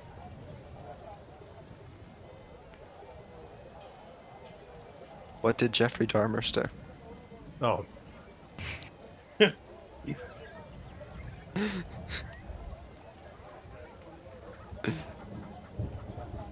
I can't.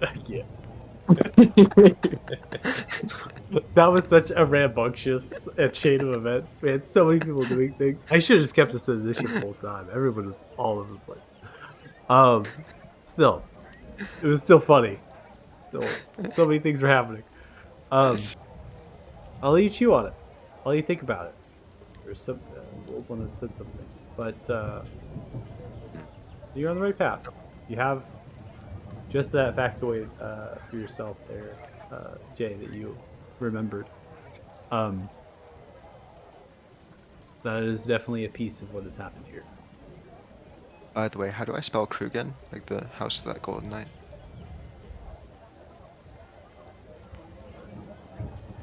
So, Mr. Atala, you're saying we have to kill him. I wouldn't want to go to that route, but maybe there's a way that I don't want to say he is chosen or he might be. There might be a chance, but if there's a way that they can relinquish authority over the stone or the essence.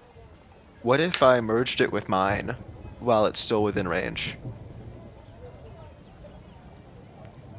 What if you lose the stone because of that, and he becomes the bearer, and you lose out on that? That we're down a stone. I don't know. We could use another bard in the party. Costs, goes and retires, goes home, and does his princely thing with his mom. Isn't there like a way to like merge it into to choose which one's the primary and you merge it into, or is it more of a just you merge them together? Well, we killed the Duke for my stone, so I wouldn't know about that, Costas. And Ithrin, right? Yeah.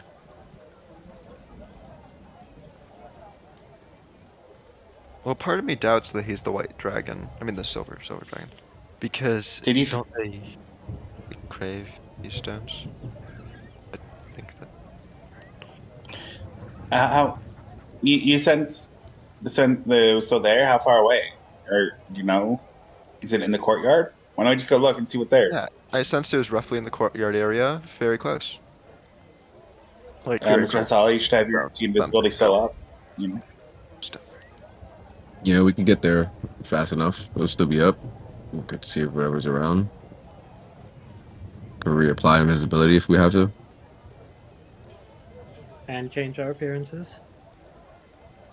Yeah, all I could do for right now is I don't think I could change seeming unless I cast it. Yeah, I could do seeming again. We could do that.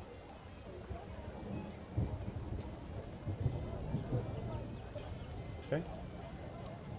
In light of this news, casting seeming again, heading back into the courtyard. Like I said, it's very close.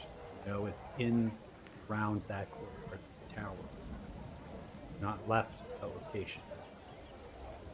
So you are getting ready to throw seeming on, begin to trek back. And call it roughly about maybe half a mile away from the courtyard is where kind of we're hiking and meeting up to. And from there, throw the seeming back on, and you begin to make your trek right back to try to find where the stone had gone. Is that correct? Yeah. Right. Up there.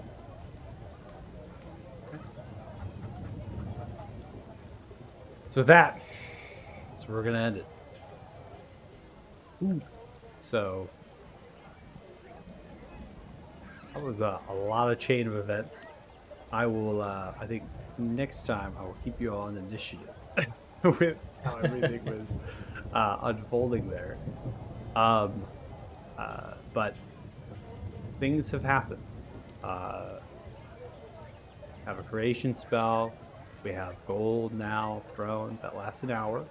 We're not near to that hour yet, so that creation spell is still there. You haven't seen those Throphos and the Rams trotting back down the road past you, carrying that crate by any means, so they might still be there.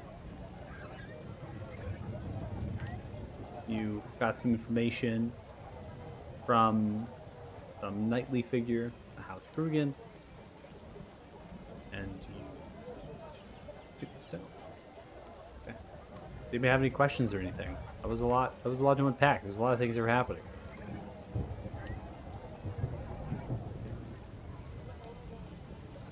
Yeah, there's a lot of wham bam.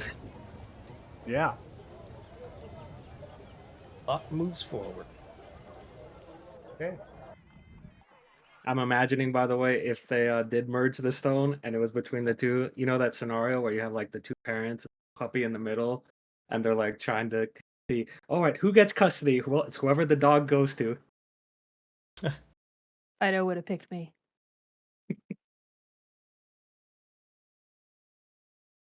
Also, I should have known better about that one, but I was like, it's just a regular bard, right?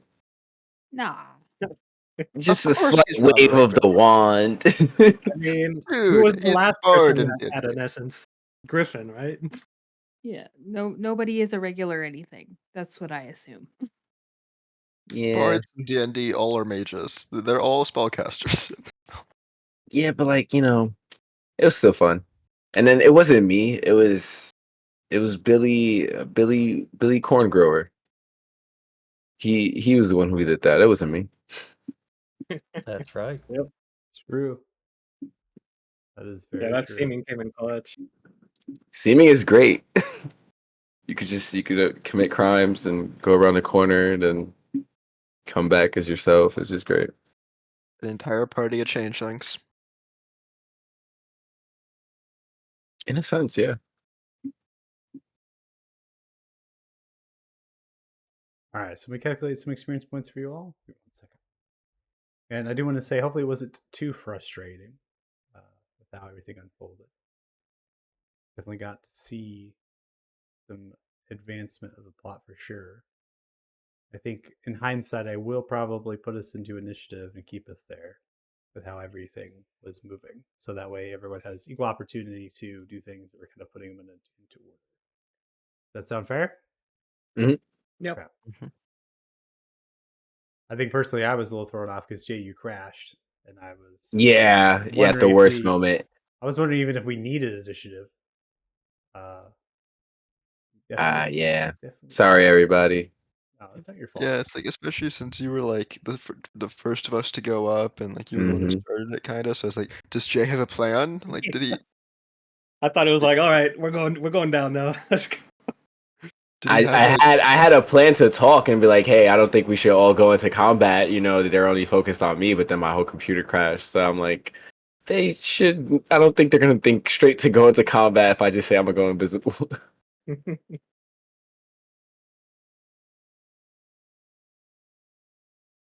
Yeah, I definitely didn't want to fight the guy. It just seemed like very uncooperative. So, all right, well, see if we can just take it. Yeah, Dirty Joe. Next time, fireball the crowd. That's how we defuse situations. Definitely. Mm-hmm. The great equalizer. Have we actually used that wand of fireballs? No. Never. It's like the most. No, we It's like the haven't. most powerful magic item we have, and we haven't used it. We Well, very in all, rarely do combat. in honest, like in hindsight, Joe, he does very good like single target damage, with his longbow, sharpshooter, Slayer's Prey, and so like he has to trade up giving some, area of effect damage to do that. So it only makes sense if people like we're clumped up, and so you're gonna use it when you use it. Yeah. Oof. I just really like the idea of having. It's. Is it unlimited or is it just a shitload of fireballs? It's 7 per day. Okay, so just a shitload. Wait, is that number right? Let me look at it. It's real your Seven quick. seven. charges, and then you get an amount back every day. Yeah, because 7 is way more than you could possibly need. Like, let's be honest. That's Charges while holding a blah blah blah for 1 charge. unless you're blah. fighting some kind of like The Wanderer gains 1d6 crazy plus horde. 1 expended charges daily at dawn. Okay, so I could get, Yeah. like 2 to 7 back every day. Yeah, but actually, this is a great weapon for zombie. Don't worry, I'll use it on a dinosaur. All right, definitely. Make So fucking we T-Rex steaks at the same time. so we have 712 experience each. Should put you at 95,978 experience total. I'm gonna go ahead and close out the stream, and then we can just do a little discussion downtime. Sure, we'll have any, but we'll talk about it just very briefly. If you're watching, thanks so much. Really appreciate it. Hopefully, you enjoyed watching the shenanigans as they unfolded, and everything that happened there within the Windy Courtyard of this poor and innocent bard who didn't want any trouble. And of greater importance, the And of Battle of the Hump. greater importance, the Battle of the Hump from Fido. So, anyways, thanks so much, and check us out next week. Saturdays at 4 p.m. PDT. Bye. Bye bye. Bye.